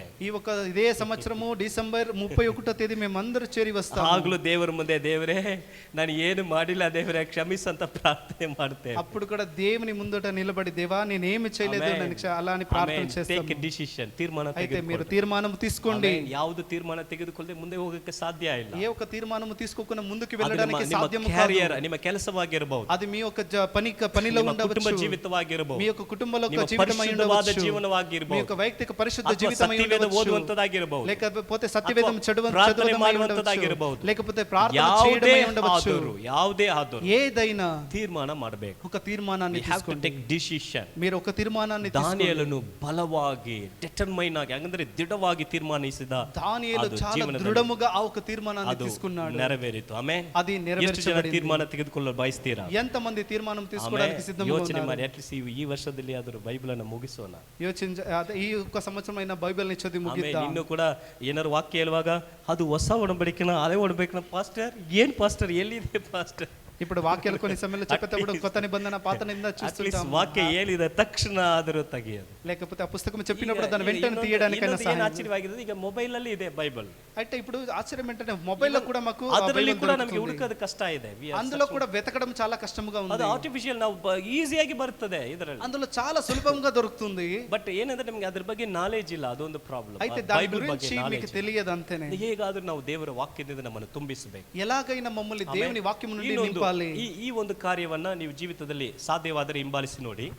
ఈ ఒక కార్యాన్ని మీ జీవితంలో అయితే దీన్ని మీరు ಒಂದು ಚಿಕ್ಕ ಬಾಕ್ಸ್ ಅನ್ನ ತೆಗೆದು ಇಡಿ. ఒక చిన్న బాక్స్ ని తీసి పెట్టుకోండి. ಅಟ್ಲೀಸ್ಟ್ ಒಂದು ಚಿಕ್ಕದಾಗಿ ಯಾವುದೇ ಒಂದು ಬಾಟಲ್ ತರ ಇರಬಹುದು, ಬಾಕ್ಸ್ ಏನಾದ್ರು ಉಂಡಿ ಬಾಕ್ಸ್ ತರ ಇರಬಹುದು, ಅದನ್ನ ಇಟ್ಕೊಳ್ಳಿ. ఏదైనా ఒక బాక్స్, చిన్న బాటల్, ఆ రకంగా ఏదైనా ఒక బాక్స్ అయినా పర్లేదు. ವಾರಕ್ಕೆ ಒಂದು ಸಾರಿ, వారానికి ఒక్కసారి ವಾರದಲ್ಲಿ ದೇವರು ನಿಮ್ಗೆ ಏನೆಲ್ಲ ಮಾಡಿದ್ರು, ఆ వారములో దేవుడు మీకు ఏ కార్యములు ಒಂದು చేశారు, ಲೈನ್ ಅಥವಾ ಒಂದು ಲೈನ್, లేకపోతే ఒకసారిగా ಏನಾರು ಒಂದು ದೇವರು ನನ್ನನ್ನು ಈ ಸಮಯದಲ್ಲಿ ಕಾಪಾಡಿದ್ರು, దేవుడు నన్ను ఈ ఒక సమయంలో కాపాడాడు, ಅದ್ಭುತ ಮಾಡಿದ್ರು, నాకు ఈ రకంగా అద్భుతాలు చేశాడు. ಒಂದು ಲೈನ್ చాలా చిన్నదిగా ఒక లైన్ లో రాసి ಆ ಬಾಕ್ಸ್ ಒಳಗಡೆ ಹಾಕಿ, ಆ రకంగా రాసి ఆ బాక్స్ లో వేయండి. ಈ ತರ ನಿಮಗೆ ನೆನಪು ಬರುವಾಗಲ್ಲ ಅದರಲ್ಲಿ ಏನೆಲ್ಲ ದೇವರು ಮಾಡಿದ್ರು ಅಥವಾ ನಿಮ್ಗೆ ಏನು ಒಳ್ಳೇದಾಯ್ತು, ನಿಮ್ ಪ್ರಾರ್ಥನೆಗೆ ಸದುತ್ತರ ಕೊಟ್ರು, ಇದೆಲ್ಲ ಬಾಕ್ಸ್ ಗೆ ಹಾಕೊಂಡೇ ಬನ್ನಿ. అయితే ಈಗ దేవుడు చేసిన అద్భుత కార్యములు, సహాయము ఇవన్నీ రాస్తూ ఆ బాక్స్ లోకి వేసుకొని వచ్చినప్పుడు, ವರ್ಷ ಅಂತ್ಯ ಬರುವಾಗ సంవత్సరం చివరి ನೀವು ಅದನ್ನ ತೆರೆದು మీరు దాన్ని తెరిచి ಅದನ್ನು ಓದುವ ಸಮಯದಲ್ಲಿ దాన్ని చదివేటప్పుడు ನಿಮಗೆ ಸರ್ಪ್ರೈಸ್ ಆಗಿರ್ತದೆ. ದೇವರು ఆశ్చర్యకరంగా ఉంటుంది. ಕೊನೆಗೆ ಬಂದು ನಾವು ಯೋಚನೆ ಮಾಡಿ ದೇವರು ಏನ್ ಮಾಡಿದ್ರು, ಏನ್ ಮಾಡಿದ್ದೀರಾ, ಮಾಡಿಲ್ಲ ಅಂತಲ್ಲ, ನಾವು ತೆಗೆದು ನೋಡುವಾಗಲೇ ನಮಗೆ ಆಟೋಮೆಟಿಕ್ ಆಗಿ ಓಹ್ ಇದೆಲ್ಲ ದೇವರು ಮಾಡಿದ್ದಾರೆ, ಇದೆಲ್ಲ ಮಾಡಿದ ಕೃತಜ್ಞತ ಹೃದಯ ನಮಗೆ. అయితే సంవత్సరం చివరిలో దాన్ని తెరచి చూస్తే దేవుడు మాకు ఈ కార్యాలను చేస్తాడు, చాలా సంతోషం, ఆశ్చర్యకరంగా ఉంటుంది. ಇರುವಂತ ಸ್ಥಳ ಕಣ್ಣುಗಳನ್ನು ಮುಚ್ಚಿ అలాగే ఉండే ನಮ್ಮ ಬಲಗೈಯನ್ನು ಎತ್ತಿ ఆ బలగై కుడి చేయి ಕರ್ತನಾದ పైకెత్తుతూ, ದೇವರೇ, ప్రభు అయిన దేవా, ಈ ವರ್ಷದಲ್ಲಿ ఈ ఒక సంవత్సరం ನನ್ನ ಜೀವನದಲ್ಲಿ మా ఒక జీవితం ತೀರ್ಮಾನ ತೆಗೆದುಕೊಳ್ಳಕ್ಕೆ ಸಹಾಯ ಮಾಡು ఒక ದೇವರೇ. తీర్మానం తీసుకోవడానికి సహాయం ಈ చేయండి. ವರ್ಷವನ್ನ ನಾನು ವ್ಯರ್ಥವಾಗಿ ಕಳೆದು ಬಿಡಬಾರದು ఈ ದೇವರೇ. ఒక సంవత్సరాన్ని నేను ఊరికనే ನನ್ನ ಪ್ರಾರ್ಥನೆ గడిపేయకుండా ಜೀವಿತದಲ್ಲಿ ನಾನು ಮುಂದುವರಿಬೇಕು. నా ఒక ప్రార్థన జీవితంలో నేను ఇంకా ನನ್ನ ముందుకు సాగాలి. ಸತ್ಯವೇದ ಧ್ಯಾನದಲ್ಲಿ ನಾನು ಮುಂದುವರಿಬೇಕು. సత్యవేదము ధ్యానించడంలో ನನ್ನ ఇంకా ముందుకు వెళ్ళాలి. ಕುಟುಂಬವಾಗಿ ನಿನ್ನಲ್ಲಿ ನಾವು ಬಲಗೊಳ್ಳಬೇಕು ಸ್ವಾಮಿ. మా ఒక కుటుంబముగా నీలో ಆರ್ಥಿಕ ಕಾರ್ಯದಲ್ಲಿ ನಾವು ಬಲಗೊಳ್ಳಬೇಕಪ್ಪ. ఆర్థిక కార్యములో ಆತ್ಮಿಕ బలపరచబడాలి. ಕಾರ್ಯದಲ್ಲಿ ಬಲಗೊಳ್ಳಬೇಕಪ್ಪ. ఆర్థిక కార్యములో బలపరచబడాలి. ಸಮಾಜದಲ್ಲಿ ಒಳ್ಳೆಯ ಅಂತಸ್ತಲ್ಲಿ ನಾವು ಇರಬೇಕು ಸ್ವಾಮಿ. సమాజంలో ఒక పెద్ద ಹೀಗೆ ನಾವು చోటు ತೀರ್ಮಾನ ತೆಗೆದುಕೊಂಡವರಾಗಿ ಮುಂದೆ ಹೋಗಲು ಸಹಾಯ ಮಾಡು. ఈ యొక్క తీర్మానం తీసుకొని ముందుగా వెళ్ళడానికి మాకు సహాయం చేయండి. ಸಮಯವನ್ನಾದರೂ ವ್ಯರ್ಥವಾಗಿ ನಾನು ಮಾಡಿಬಿಡದೆ ఏ ఒక సమయము దాన్ని వ్యర్థముగా గడిచివేయకుండా ತೀರ್ಮಾನದೊಟ್ಟಿಗೆ ಮುಂದೆ ಹೋಗಲು ಸಹಾಯ తీర్మానముతో ముందుకు వెళ్ళడానికి సహాయం చేయండి. ಯೇಸುವಿನ ನಾಮದಲ್ಲಿ ತಂದೆ, యేసు నామములో ಆಮೆನ್ ಆಮೆನ್. ಈಗ ನಾವು ಸ್ವಲ್ಪ ಹೊತ್ತು ನಾವು ದೇವರ ವಾಗ್ದಾನ ಸಂದೇಶವನ್ನು ಕೇಳಲಿದ್ದೇವೆ. ఇప్పుడు దేవుని యొక్క వాగ్దానం ಆಮೆನ್. ದೇವರು ಈ ಒಂದು ವರ್ಷವನ್ನ ನಮಗೆ ದೇವರು ಗ್ರೇಟರ್ ಗ್ಲೋರಿ ಎಂಬುದಾಗಿ ನಮಗೆ ಈ ಒಂದು ವರ್ಷವನ್ನು ನಮಗೆ ಕೊಟ್ಟಿದ್ದಾರೆ. అయితే ఈ ఒక సంవత్సరాన్ని ಆಮೆನ್. మహిమ అధిక మహిమ నుండి అధిక ಆಮೆನ್. మహిమ అని మాకు ಅಧಿಕ ఇచ్చున్నాడు. ಮಹಿಮೆ, ಆಮೆನ್. అధిక మహిమ, ದ ಗ್ರೇಟರ್ ಗ್ಲೋರಿ, అధిక మహిమ. ಆಮೆನ್. ಇನ್ನೊಂದು ಒಂದು ಹಂತಕ್ಕೆ ಹೋಗುವಂತ ಒಂದು ಮಹಿಮೆಯ అయితే ಜೀವನ. ఇంకో అంతానికి వెళ్ళే ఒక జీవితం. ನಮ್ಮ ಆಶಾ ಸಿಸ್ಟರ್ ಬಂದು ವಾಗ್ದಾನದ ಸಂದೇಶವನ್ನು ಹಂಚಿಕೊಳ್ತಾರೆ. ఆశా సిస్టర్ ముందుగా వచ్చి వాగ్దానం వాళ్ళు ಆಮೆನ್. ನಾವು పంచుకుంటున్నారు. ಕರಗಳನ್ನು ತಟ್ಟಿ ಅವರನ್ನು ಆಹ್ವಾನಿಸೋಣ. చేతిలో చప్పట్లు కొట్టి వాళ్ళని ఆహ్వానిద్దాం. ಹಲ್ಲೆಲೂಯಾ, హల్లెలూయా. ಹಲ್ಲೆಲೂಯಾ. ಹೊಸ ವರ್ಷದ ಶುಭಾಶಯಗಳು, కొత్త సంవత్సరంలో ఒక శుభాకాంక్షలు, ಮಹಿಮೆಯ ವರ್ಷದ ಶುಭಾಶಯಗಳು. మహిమ ఒక సంవత్సరంలో ఒక శుభాకాంక్షలు. ಈ ಒಂದು ವಾಗ್ದಾನದ ಒಂದು ವಾಕ್ಯವನ್ನ ನಾವು ತೆಗೆದಿಟ್ಟು ಓದಿಕೊಳ್ಳುವ 2 ಕೊರಿಂಥ 3ನೇ ಅಧ್ಯಾಯ. వాగ్దానం ఒక వాక్యము తెరిచిపెట్టుకుందాం. 2 కొరింథ 3ನೇ అధ్యాయ 3వ అధ్యాయము 2 కొరింథ 18ನೇ 3వ ವಾಕ್ಯ. అధ్యాయము 18వ వాక్యము. ಅದರ 2ನೇ ಭಾಗವನ್ನ ನಾವು ಓದಲಿಕ್ಕಿದ್ದೇವೆ. అందులో 2వ భాగము చదవబోతున్నాము. ಹೀಗೆ ನಾವು ಮಹಿಮೆಯಿಂದ ಅಧಿಕ ಮಹಿಮೆಗೆ ಸಾಗಿ ಅವರ ಸ್ವಾರೂಪ್ಯಕ್ಕೆ ಅನುಸಾರವಾಗಿ ನಾವು ರೂಪಾಂತರವಾಗುತ್ತಿದ್ದೇವೆ. ಈ ರೂಪಾಂತರವು ದೇವರಾತ್ಮನಾಗಿರುವ ಕರ್ತನಿಂದಲೇ ಎಂಬುದಾಗಿ ಹೇಳಿ. మహిమ నుండి అధిక మహిమను పొందుచు ప్రభువగు ఆత్మ చేత ఆ పోలికగానే మార్చబడుచున్నాము. ಆಮೆನ್. ಮಹಿಮೆಯಿಂದ ಮಹಿಮೆಗೆ, మహిమ నుండి అధిక మహిమ, ಅಧಿಕ ಮಹಿಮೆ, అధికమైన మహిమ, ಯಾವಾಗಲೂ ಹೆಚ್ಚುತ್ತಿರುವ ಒಂದು ಮಹಿಮೆ, ఎప్పుడు హెచ్చించే ఒక అధికమైన మహిమ, ದಿನದಿಂದ ದಿನಕ್ಕೆ ಮಹಿಮೆಯಿಂದ ಮಹಿಮೆಗೆ, రోజు నుండి రోజు మహిమ నుండి అధిక మహిమ, ಕ್ಷಣ ಕ್ಷಣಕ್ಕೆ ನಿರಂತರವಾಗಿ ಹೆಚ್ಚುತ್ತಿರುವಂತಹ ಒಂದು ಮಹಿಮೆ. ఒక్కొక్క క్షణము అధికముగా హెచ్చించబడే ఒక మహిమ. ನಾವೆಲ್ಲರೂ ನಮ್ಮ ಜೀವನ, ನಮ್ಮ ಕುಟುಂಬ, మనమందరూ మా జీవితము, మా ఒక కుటుంబము, ನಮ್ಮ ಸೇವೆಗಳಲ್ಲಿ, మా ఒక సేవలో, ನಾವು ಕೆಲಸ ಮಾಡುವಂತ ಸ್ಥಳಗಳಲ್ಲಿ, మేము పని చేసే ఒక చోటున ಅತ್ಯಧಿಕವಾದ ಮಹಿಮೆಯುಳ್ಳ ಕಾರ್ಯಗಳನ್ನ ಈ ವರ್ಷದಲ್ಲಿ ನಾವು ನೋಡ್ಲಿಕ್ಕಿದ್ದೇವೆ. అత్యధికమైన మహిమైన ఒక కార్యమును చూడబోతున్నాం. ಈ 2 ಕೊರಿಂಥ 3ನೇ ಅಧ್ಯಾಯ 8ನೇ ವಾಕ್ಯದಲ್ಲಿ ನಾವು ಓದುವಾಗ 2 కొరింథీయులకు 3:18 చదివేటప్పుడు ಪವಿತ್ರಾತ್ಮನ ಜೀವದ ಕುರಿತಾಗಿ ಹೇಳಲ್ಪಡ್ತಾ ಇದೆ. పవిత్రాత్మ ఒక పరిశుద్ధ జీవితము గురించి చెప్పబడుతుంది. ಈ ಒಂದು ವರ್ಷವು ಪವಿತ್ರಾತ್ಮನ ಒಂದು ಯುಗ. ఈ ఒక సంవత్సరము పరిశుద్ధాత్మ యొక్క సంవత్సరము. ಪವಿತ್ರಾತ್ಮನು ಸೇವೆ ಮಾಡುವಂತ ಒಂದು ವರ್ಷ. పవిత్రాత్ముడు సేవ చేసే ఒక పరిచర్య చేసే ఒక సంవత్సరం. ಈ ಒಂದು ನಮ್ಮ ಜೀವನವು ಹೆಚ್ಚು ಮಹಿಮೆಯುಳ್ಳದಾಗಿ ಮಾರ್ಪಡುವಂತ ಒಂದು ವರ್ಷ. మా ఒక జీవితము అధిక మహిమ పొందే ఒక సంవత్సరము. ಹಿಂದೆಂದಿಗಿಂತಲೂ ನೋಡದೇ ಇರುವಂತ ಮಹಿಮೆಯು ಈ ವರ್ಷದಲ್ಲಿ ನಿಮ್ಮ ಜೀವಿತದಲ್ಲಿ ನೀವು ಕಾಣಲಿಕ್ಕಿದ್ದೀರಿ. ఇంతవరకు చూడని ఒక మహిమ, అధికమైన మహిమను చూసే ఒక సంవత్సరం. ಪವಿತ್ರಾತ್ಮನ ಚಲನೆ, ಪವಿತ್ರಾತ್ಮನ ಕ್ರಿಯೆ, పరిశుద్ధాత్మని యొక్క చలన, ఆయన యొక్క క్రియలు, ಅದಕ್ಕೆ ಬಲವಾಗಿ ಪವಿತ್ರಾತ್ಮನು ಕ್ರಿಯೆ ಮಾಡುವಂತದ್ದು ನಮ್ಮ ಜೀವಿತದಲ್ಲಿ ನಾವು ಸಾಕ್ಷಿಗಳಾಗಿ ಅನುಭವಿಸಲಿಕ್ಕಿದ್ದೇವೆ. అధిక బలముతో క్రియలు మా జీవితంలో చేసే క్రియలను దాన్ని అనుభవించబోతున్నాం. ನಮ್ಮೆಲ್ಲರ ಜೀವಿತದಲ್ಲಿ మా అందరి జీవితములో ಪವಿತ್ರಾತ್ಮ ಭರಿತ ವ್ಯಕ್ತಿ ಉಳ್ಳವರಾಗಿ, పవిత్రాత్మ నిండిన ఒక వ్యక్తిగా, ಪವಿತ್ರಾತ್ಮ ಭರಿತ ಕುಟುಂಬವಾಗಿ, పవిత్రాత్మము నిండిన ఒక కుటుంబముగా, ಪವಿತ್ರಾತ್ಮ ಭರಿತ ಉಳ್ಳ ಸಭೆಯಾಗಿ, పవిత్రాత్మము నిండిన ఒక సంఘముగా, ಪವಿತ್ರಾತ್ಮ ಭರಿತ ಸೇವೆ ಮಾಡುವವರಾಗಿ ನಾವು ಕಾಣಲ್ಪಡಲಿಕ್ಕಿದ್ದೇವೆ. పవిత్రాత్మముతో సేవ చేసే రకంగా మేము ನಾವೆಲ್ಲರೂ ಕರಗಳನ್ನೆತ್ತಿ ಒಂದು ಆಮೆನ್ ಎಂಬುದಾಗಿ ಹೇಳೋಣವಾ? ಆಮೆನ್ చెప్దామా? ದೇವರು ನಮ್ಮನ್ನು ಆ ರೀತಿಯಾಗಿ ಮಾಡ್ಲಿಕ್ಕಿದ್ದಾರೆ. దేవుడు ಆ ಪ್ರಕಾರ ಮಮ್ಮల్ని ಈ చేయబోతున్నాడు. ಹೊಸ ವರ್ಷದಲ್ಲಿ ಈ ಒಂದು ನಿರೀಕ್ಷೆಯೊಟ್ಟಿಗೂ ನಂಬಿಕೆಯೊಟ್ಟಿಗೂ ನಾವು ಕಾಯುವ. ಈ ఒక కొత్త సంవత్సరంలో ఈ ఒక నిరీక్షణతో దేవుని సముఖంలో ಈ ಒಂದು ವರ್ಷದಲ್ಲಿ ದೇವರ ಒಂದು ಮಹಿಮೆಯು ఈ ఒక్క సంవత్సరంలో దేవుని యొక్క మహిమ, ದೇವರ ಮಹಿಮೆಯು ಆ ನಮ್ಮನ್ನು ರೂಪಾಂತರಗೊಳಿಸುವಂತ ಕಾರ್ಯಗಳನ್ನ ನಾವು ಈ ವರ್ಷದಲ್ಲಿ ನೋಡ್ಲಿಕ್ಕೆ దేవుని యొక్క మహిమ మమ్మల్ని రూపాంతర చేసే ఒక కార్యముగా మేము ನಮ್ಮ చూస్తున్నాం. ದೇವರನ್ನ ಮಹಿಮೆಯ ದೇವರು ಎಂಬುದಾಗಿ ಕರೆಯುತ್ತೇವೆ. మా దేవుని మహిమ దేవుడు అని పిలుస్తాం. ನಾನು ಕರೀತಾ ಇದ್ದೇನೆ, ನೀವು ಆ ರೀತಿ ಕರೀತೀರಾ? నేను ఆ రకంగా పిలుస్తున్నాను, మీరు ఆ రకంగా పిలుస్తారా? ನಮ್ಮ ದೇವರು ಮಹಿಮೆಯ ದೇವರು, మా దేవుడు మహిమ కలిగిన దేవుడు. ಆತನ ಒಂದು ಮಹಿಮೆಯು ನಮ್ಮ ಜೀವಿತದಲ್ಲಿ ಕಾರ್ಯ ಮಾಡುತ್ತದೆ. ఆయన మహిమ మా జీవితంలో కార్యము చేయబోతుంది. ಕೀರ್ತನೆ 29 3ನೇ ವಾಕ್ಯದಲ್ಲಿ, కీర్తన 29:3, ಯೆಹೋವನ ಮಹಾಧ್ವನಿಯು ಮೇಘ ಮಂಡಲದಲ್ಲಿ ಕೇಳಿಸುತ್ತದೆ, ಪ್ರಭಾವ ಸ್ವರೂಪನಾದ ದೇವರು ಗುಡುಗುತ್ತಾನೆ, ಯೆಹೋವನು ಆಕಾಶದ ಜಲರಾಶಿಗಳ ಮೇಲೆ ಇದ್ದಾನೆ ಎಂಬುದಾಗಿ ಇದೆ. యెహోవా స్వరము జలముల మీద వినబడుచున్నది, మహిమగల దేవుడు ఉరుము వలె గర్జించుచున్నాడు, మహాజలముల మీద యెహోవా సంచరించుచున్నాడు.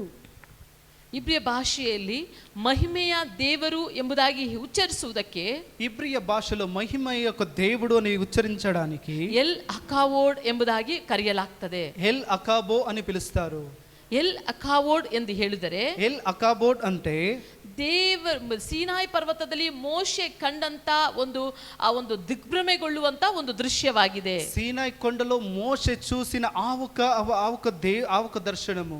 ಮೋಶೆಯು ದೇವರನ್ನ ಮುಖಾಮುಖಿಯಾಗಿ ದರ್ಶಿಸಬೇಕು ಎಂದು ಬಯಸಿದಂತ ಆ ಒಂದು ಘಟನೆಯನ್ನ ಪ್ರತಿಬಿಂಬಿಸುತ್ತದೆ. అయితే మోషే దేవుని ముఖము చూడాలని ఎదురించిన ఆ ఒక కార్యమై ఉంటుంది. ಅದರಲ್ಲಿ ಕವೋಡ್ ಎನ್ನುವಂತ ಆ ಒಂದು ಪದಕ್ಕಿರುವಂತ ಒಂದು ಅರ್ಥ ಏನಂತ ಹೇಳಿದ್ರೆ, కవోడ్ ఆ ఒక పదానికి అర్థం ఏంటంటే ಹೆಚ್ಚು ಭಾರ, ఎక్కువ భారము కలిగినది.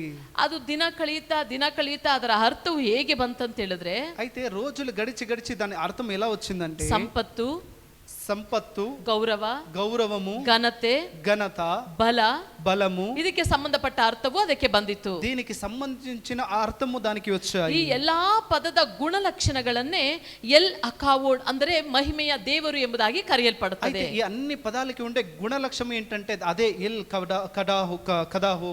ಮೋಶೆಯು ಸೀನಾಯಿ ಪರ್ವತದಲ್ಲಿ ದೇವರ ಮಹಿಮೆಯನ್ನು ಮುಖಾಮುಖಿಯಾಗಿ ನೋಡಬೇಕು ಎಂಬುದಾಗಿ ಇದ್ದಂತ ಆ ಒಂದು ಚಿಕ್ಕ ತುಣುಕನ್ನ ಇಲ್ಲಿ ಹೇಳಲ್ಪಡ್ತಾ ಇದೆ. అయితే మోషే సీనాయి కొండలో దేవుని ముఖాన్ని దర్శించాలని చూసిన ఆ ఒక ఆశను అక్కడ చూపిస్తుంది.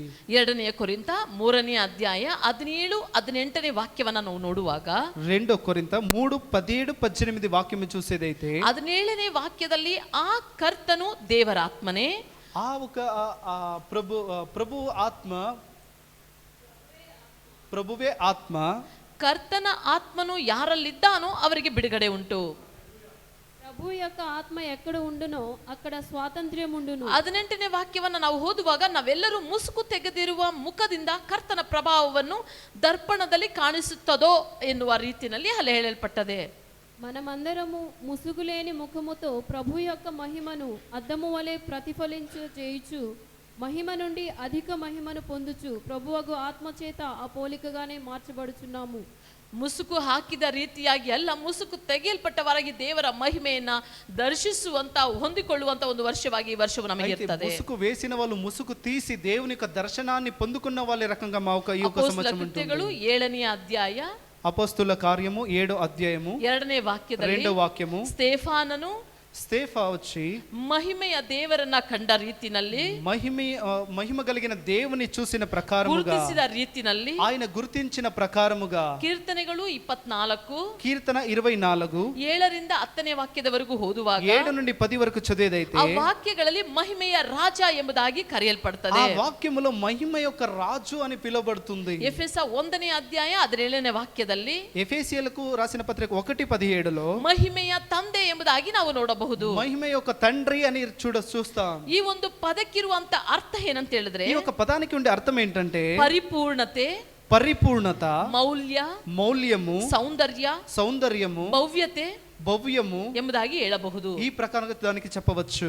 ಈ ಒಂದು ಪದಕ್ಕೆ, ఈ ఒక పదానికి ಇಬ್ರಿಯ ಪದದಲ್ಲಿರುವಂತ ಒಂದು ಅರ್ಥ, ఇబ్రియ భాషలో ఉండే అర్థము ಒಂದು ತೂಕ ಅಥವಾ ಭಾರ ಎಂಬುದಾಗಿ ಹೇಳಬಹುದು. ఒక అధిక బలము, భారము అని చెప్పవచ్చు. ಇದೇ ಪದವನ್ನ ಗ್ರೀಕ್ ಭಾಷೆಯಲ್ಲಿ ಹೇಳುವಾಗ ಡೋಕ್ಷಾ ಎಂಬುದಾಗಿ ಅದನ್ನ ಉಚ್ಚರಿಸ್ತಾರೆ. అయితే దీని గ్రీక్ భాషలో చెప్పేటప్పుడు డోక్షా అని దాన్ని ఉచ్చరిస్తారు. ದೇವರ ತನ್ನ ಪ್ರಸನ್ನತೆಯನ್ನು ವ್ಯಕ್ತಪಡಿಸುವಂತದ್ದು ಎಂಬುದಾಗಿ ಇದರ ಅರ್ಥ. దేవుడు దేవుడు ఆయన ప్రసన్నతని ప్రకటించడము దాని అని చెప్పడమే దాని అర్థము.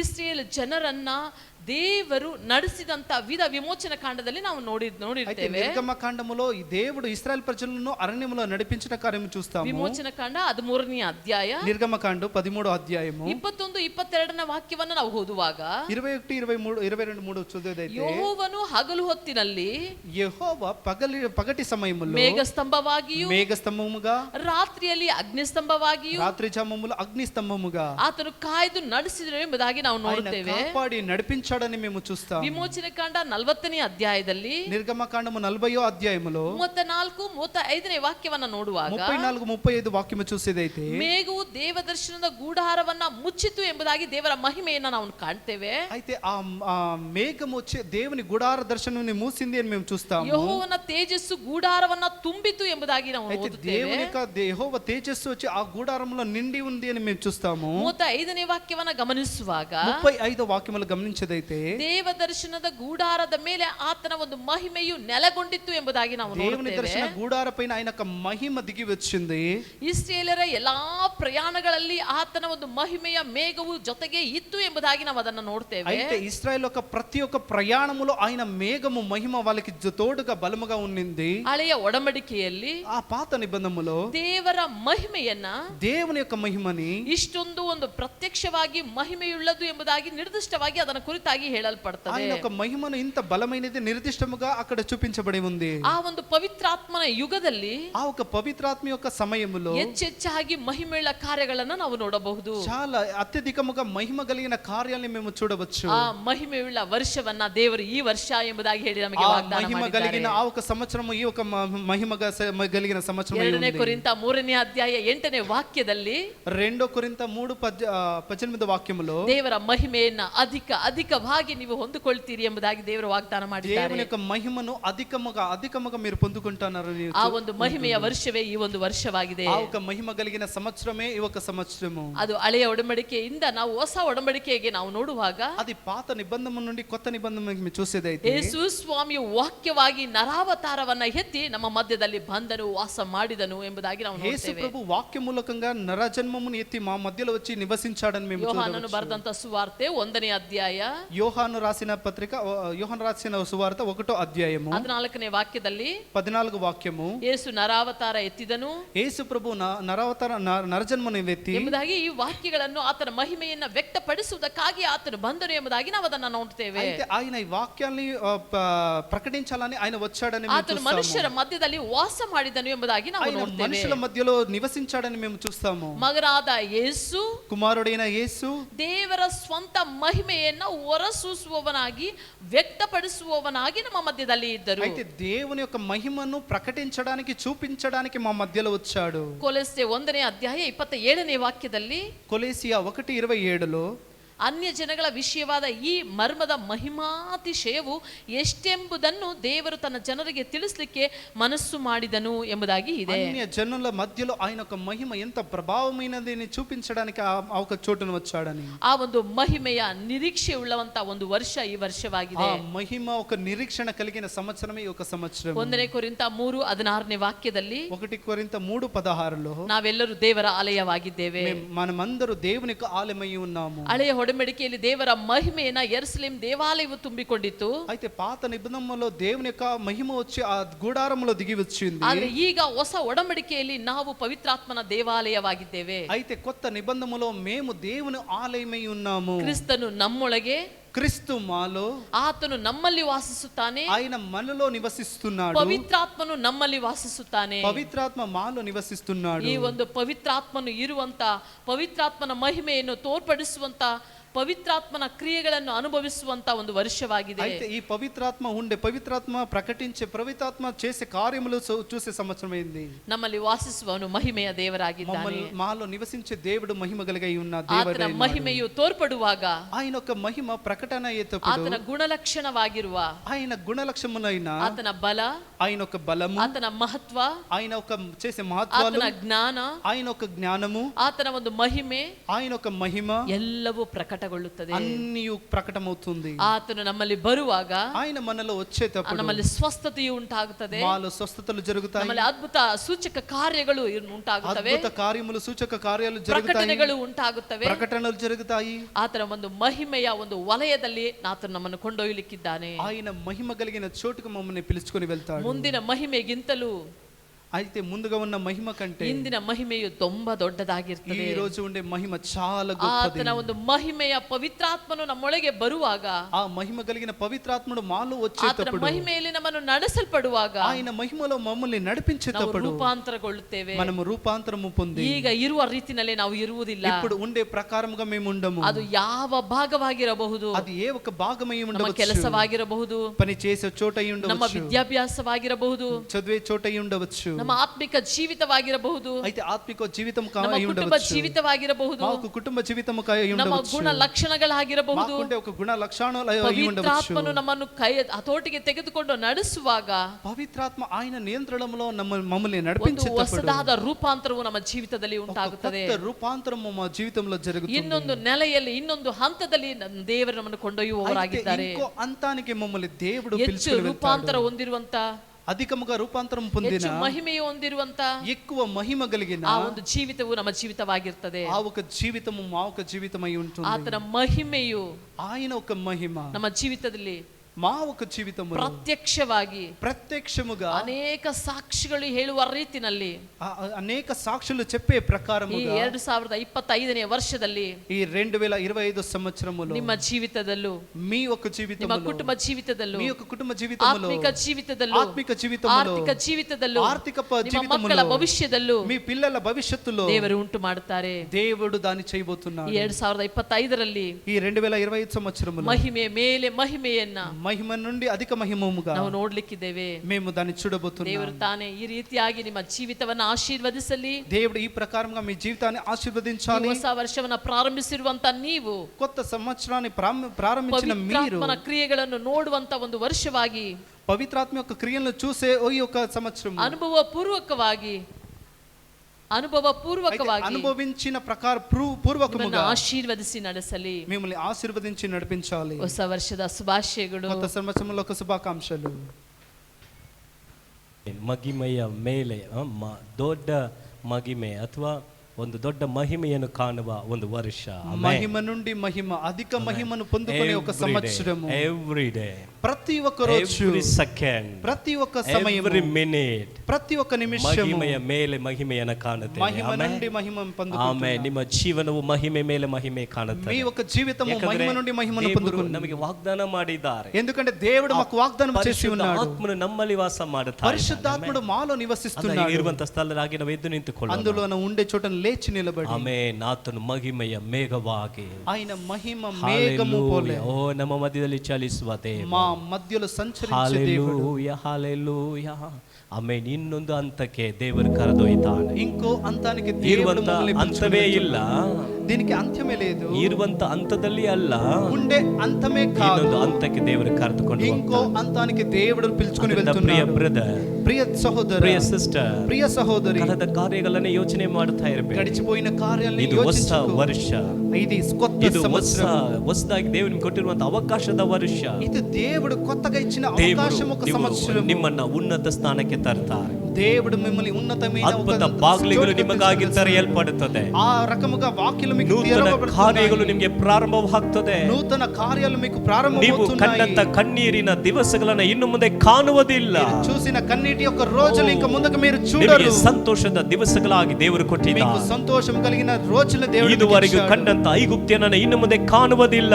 ఇంతవరకు చూసిన ఐగుప్తుని మీరు ఇంకా ముందుకు మీరు ನೀವು చూడరు. ನಡೆದುಕೊಂಡು ಹೋಗುವಾಗಲೇ మీరు నడుచుకొని ಆ వెళ్ళేటప్పుడే ಮಹಿಮೆಯ ಮೇಘ, ఆ మహిమ ಓ కలిగిన మేఘము, ಮಹಿಮೆಯ ಆ ಒಂದು ದೇವರ ಅಗ್ನಿ ಸ್ತಂಭ ఆ దేవుని యొక్క అగ్ని ನಿಮ್ಮ స్తంభము ಮುಂದುಗಡೆ ಹೋಗುತ್ತದೆ, మీ ముందుగా ನಿಮ್ಮ వెళ్తుంది. ಹಿಂದುಗಡೆ ಇರುತ್ತದೆ, మీ వెనకనే ನಿಮ್ಮನ್ನು ఉంటుంది. ಸುತ್ತಲೂ ಕಾಯುತ್ತದೆ. మీ చుట్టూ కాపరుస్తుంది. ವೈರಿಗಳು ನಿಮ್ಮನ್ನು ಮುಟ್ಟಕ್ಕೆ ಸಾಧ್ಯ ಇಲ್ಲ. వైరులు మిమ్మ విరోధులు మిమ్మ ముట్టడానికి సాధ్యము కాదు. ಗ್ಲೋರಿ ಆಫ್ ದ ಲಾರ್ಡ್, మహిమ కలిగిన ದೇವರ దేవుడు, ಮಹಿಮೆ దేవుని యొక్క ನಿಮ್ಮನ್ನು మహిమ ಆವರಿಸಿಕೊಂಡಿರುತ್ತದೆ. మిమ్మల్ని ఆవరిస్తుంది.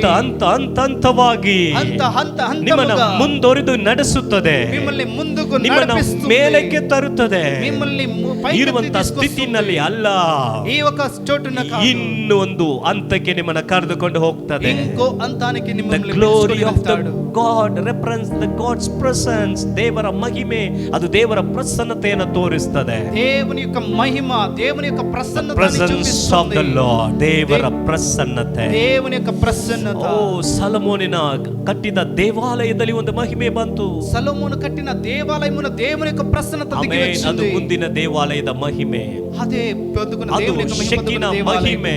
ఆ షెకీన మహిమ. ಆದ್ರೆ ದೇವರ ವಾಕ್ಯ ಹೇಳುತ್ತದೆ, ಪೌಲನು ಬರೆಯುತ್ತಾರೆ, అయితే దేవుని ఒక పౌలు ಆ చెప్తాడు, ಮುಂದಿನ ಆಲಯದ ಮಹಿಮೆಗಿಂತ ఆ ముందుకున్న ఆలయం మహిమ కంటే ಈಗಿರುವ ಆಲಯದ ಮಹಿಮೆ ವಿಶೇಷವಾಗಿರುತ್ತದೆ. ఈ ఒక ఆలయంలో ఉండే మహిమ అది విశేషమైనది. ನೀವು ದೇವರ ಆಲಯಗಳು, మీరు ನಿಮ್ಮ దేవుని ಮೇಲೆ యొక్క ಇರುವ ఆలయం. ಮಹಿಮೆ ಅದು ಉನ್ನತವಾದ మీ ಮಹಿಮೆ. పైన ఉండే దేవుని యొక్క మహిమ ಓ, ಅದು ఉన్నతమైనది. ಉನ್ನತವಾದ ಮಹಿಮೆ, అది ఉన్నతమైనది. Greater glory. అది అత్యధికమైన ನಿಮ್ಮ అధికమైన ಜೀವಿತದಲ್ಲಿ ನೀವು మహిమ. ಅನುಭವಿಸ್ತೀರಿ మీ ಸಿಸ್ಟರ್, జీవితంలో దాన్ని అనుభవిస్తారు. ನೀವು ప్రియ ಕೆಲಸದಲ್ಲಿ సోదర ಅನುಭವಿಸ್ತೀರಿ సోదరి. ಬ್ರದರ್. మీ యొక్క జీవితంలో దాన్ని ಓ అనుభవిస్తారు. ಪ್ರಿಯ ಯವನಸ್ಥಲೆ ನೀವು ನಿಮ್ಮ ಒಂದು ಸ್ಥಳದಲ್ಲಿ ಅದನ್ನು ಅನುಭವಿಸ್ತೀರಿ. యవనస్తుల మీ యొక్క జీవితంలో దాన్ని మీరు అనుభవిస్తారు. ಓ ರಬರಹದನರ ಬಲಗೈನೆಯತಿಯಾಗಿ ಪ್ರಾರ್ಥನೆ ಮಾಡೋಣ. కుడి చేయి పైకి అలాగే வலதுகரத்தை ప్రార్థన உயர்த்தி చేద్దామా? லிஹாதர ಶಕರಗದರ மகிமையின் மேல் மகிமாய். మహిమ నుండి మహిమ, ஓ, மகிமையின் மேல் மகிமாய். మహిమ నుండి అధిక இருக்கிற మహిమ. அளவிலிருந்து இன்னொருவர் அளவு, అంటే ఉండే అంతం నుండి ఇంకో ಇದ್ದಂತ అంతానికి, ಸ್ಥಿತಿಯಿಂದ ಇನ್ನೊಂದು ಸ್ಥಿತಿಗೆ ఉండే ఒక అంతం నుండి ఇంకో అంతానికి ಪರಿಶುದ್ಧವಾದ ಕರ್ತನೆ పరిశుద్ధమైన ನಮ್ಮನ್ನು తండ్రి ಒಪ್ಪಿಸಿಕೊಡ್ತಾ ಇದ್ದೇವೆ. మమ్మల్ని సమర్పిస్తున్నాము. ನಿನ್ನ దేవా. ವಾಗ್ದಾನದಂತೆ ನಮ್ಮ ಜೀವಿತದಲ್ಲಿ మీ ನೆರವೇರಿಸು. వాగ్దానము మా జీవితంలో ಒಬ್ಬೊಬ್ಬರ నెరవేర్చబడాలి ಜೀವಿತದಲ್ಲಿ ప్రభువా. ಅದ್ಭುತಗಳಾಗಲಿ ఒక్కొక్కరి ಕರ್ತನೆ. జీవితంలో అద్భుతాలు జరగాలి ప్రభువా. ನೀನು ನಡೆಸು ಸ್ವಾಮಿ. మీరు నడిపించండి దేవా. ವಾಗ್ದಾನಕ್ಕೆ ಒಪ್ಪಿಸಿಕೊಡುತ್ತೇವೆ మీ యొక్క వాగ్దానానికి సమర్పిస్తున్నాము ಯೇಸುವಿನ దేవా. ನಾಮದಲ್ಲಿ ತಂದೆ. యేసునామము. Amen amen. ಈಗ ನಾವು ದೇವರಿಗೋಸ್ಕರ ಕಾಣಿಕೆ ಕೊಡುವಂತ ಒಂದು ಸಮಯ ಮತ್ತು ಕಮ್ಯುನಿಯನ್ ತೆಗೆದುಕೊಳ್ಳುವಂತ ಸಮಯ. ఇప్పుడు దేవుని కొరకై కానుకలు సమర్పించే ఒక సమయం, అలాగే ಅದೇ ప్రభు యొక్క ರೀತಿಯಲ್ಲಿ బలము ನಮಗೆ తీసుకునే ఒక సమయం. ವೈಯಕ್ತಿಕವಾದಂತಹ ವಾಗ್ದಾನ ತೆಗೆದುಕೊಳ್ಳುವಂತ ಸಮಯ. అదే ప్రకారముగా వైಯಕ್ತಿಕముగా దేవుడిచ్చిన వాగ్దానం పొందుకునే ఒక సమయం. ನರೇಂದ್ರ ಅವರು ಇಲ್ಲಿ ಇರ್ತಾರೆ, ಅವರ ಹತ್ರ ಕನ್ನಡ ವಾಗ್ದಾನ ಕಾರ್ಡ್ ಇದೆ. నరేంద్ర వాళ్ళ దగ్గర కన్నడ ಅವ್ರ ಹತ್ರ వాగ్దానం ಇಂಗ್ಲಿಷ್ ಇದೆ, ఉంటుంది. ಇಂಗ್ಲಿಷ್ ಇದೆ. జోషువ దగ్గర ఇంగ్లీషు, ಪ್ರೇಮ್ ಕುಮಾರ್ ಹತ್ರ ತಮಿಳ್ ಇದೆ. ప్రేమ్ కుమార్ దగ్గర ಆಮೇಲೆ తమిళ్ ಅದು ఉంటుంది. ಒಂದು ಕಡೆ ಜನರಲ್ ಕಾಮನ್ ವಾಗ್ದಾನ ಇರ್ತದೆ. అయితే ఒక వాగ్దానం ఒక సైడ్ ಅದರ దేవుడు ಹಿಂದ್ಗಡೆ ఇచ్చిన సంవత్సరం వాగ్దానం ఉంటుంది. ವೈಯಕ್ತಿಕವಾದಂತಹ ವಾಗ್ದಾನಗಳಿದೆ. ವೈಯಕ್ತಿಕವಾದ అయితే ವಾಗ್ದಾನ. వైపు వైಯಕ್ತಿಕముగా ಅದು వాగ్దానం ಸಿದ್ಧ ఉంటుంది. ಮಾಡುವಾಗಲೇ దాన్ని సిద్ధపరిచేటప్పుడే ಒಬ್ಬರಿಗೆ ತಕ್ಕ ವಾಗ್ದಾನವನ್ನ ದೇವರು ಈ ವರ್ಷಕ್ಕೆ ಕೊಡಬೇಕೆಂಬುದಕ್ಕೆ ಸಿದ್ಧ ಮಾಡಿರುವಂತ. ప్రతి ఒక్కొక్కరికి తగిన ఒక వాగ్దానాన్ని దేవుడు ఇవ్వాలని దాన్ని ಪ್ರಾರ್ಥನೆಯೊಟ್ಟಿಗೆ ಬನ್ನಿರಿ. అందువలన ప్రార్థనతో ముందుకు రండి. ಇಲ್ಲಿ ನಮಗೆ ಕಾಣಿಕೆಗೋಸ್ಕರ ಇರ್ತದೆ.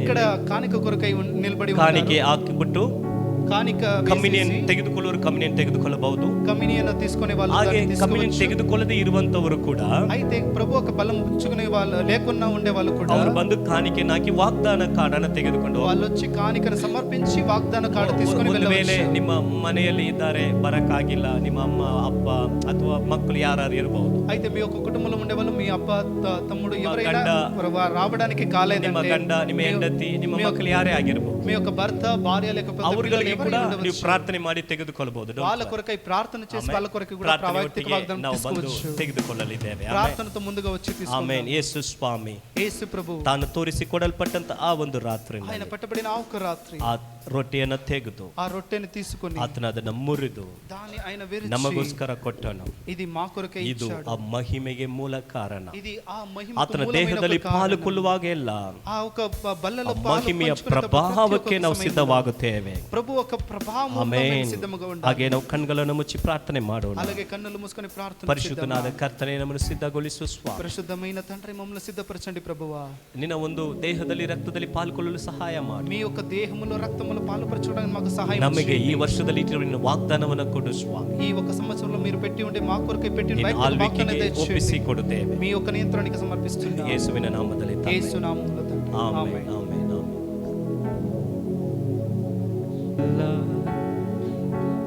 ಕಾಪಾಡಿದೆ ಯೇಸು ನನ್ನನ್ನು ಕಣ್ಮಣಿಯಂತೆ,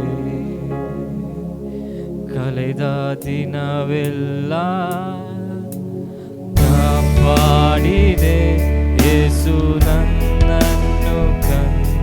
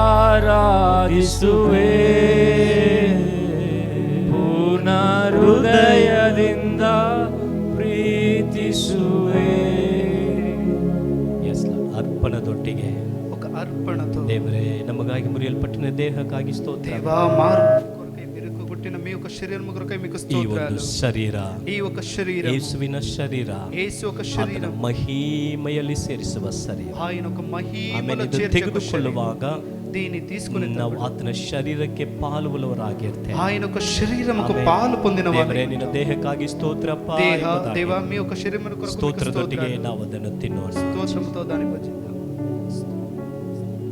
ಥ್ಯಾಂಕ್ ಯು ಜೀಸಸ್.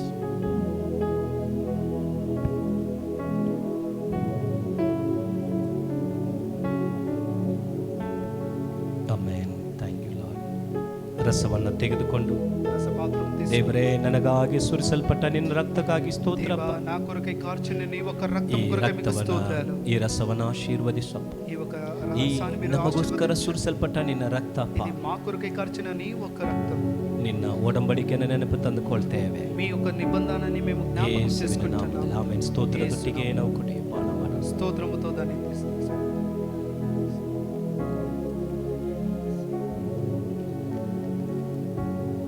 ಆಮೆನ್. ಆತನ ದೇಹದಲ್ಲಿಯೂ ఆయన ఒక దేహములో, ಆತನ ಒಂದು ರಕ್ತದಲ್ಲಿಯೂ ఆయన ఒక రక్తములో ಪಾಲುಕೊಳ್ಳಲು ದೇವರು ಕೊಟ್ಟ ಕೃಪೆಗಾಗಿ ದೇವರಿಗೆ ಸ್ತೋತ್ರ ಮಾಡೋಣ. పాలుపరచుకోవడానికి దేవుడిచ్చిన ಆಮೆನ್. ಪರಿಶುದ್ಧನಾದ ಒಳ್ಳೆ ಕರ್ತನೆ, ಈ ಒಂದು ಆರಾಧನೆಯ ಅಂತಿಮ ಸಮಯಕ್ಕಾಗಿ ಸ್ತೋತ್ರಪ್ಪ. ఆరాధన ಈ ಒಂದು ವರ್ಷವನ್ನ ಪ್ರಾರಂಭಿಸಿ ఈ ಈ ವರ್ಷದ ಮೊದಲನೇ ದಿನದ ಸಾಯಂಕಾಲದಲ್ಲಿ ఈ యొక్క మొదటి రోజున సాయంత్రమున ನಿನ್ನ ಸಮ್ಮುಖದಲ್ಲಿ ಬಂದಿದ್ದೇವೆ ಅಪ್ಪ.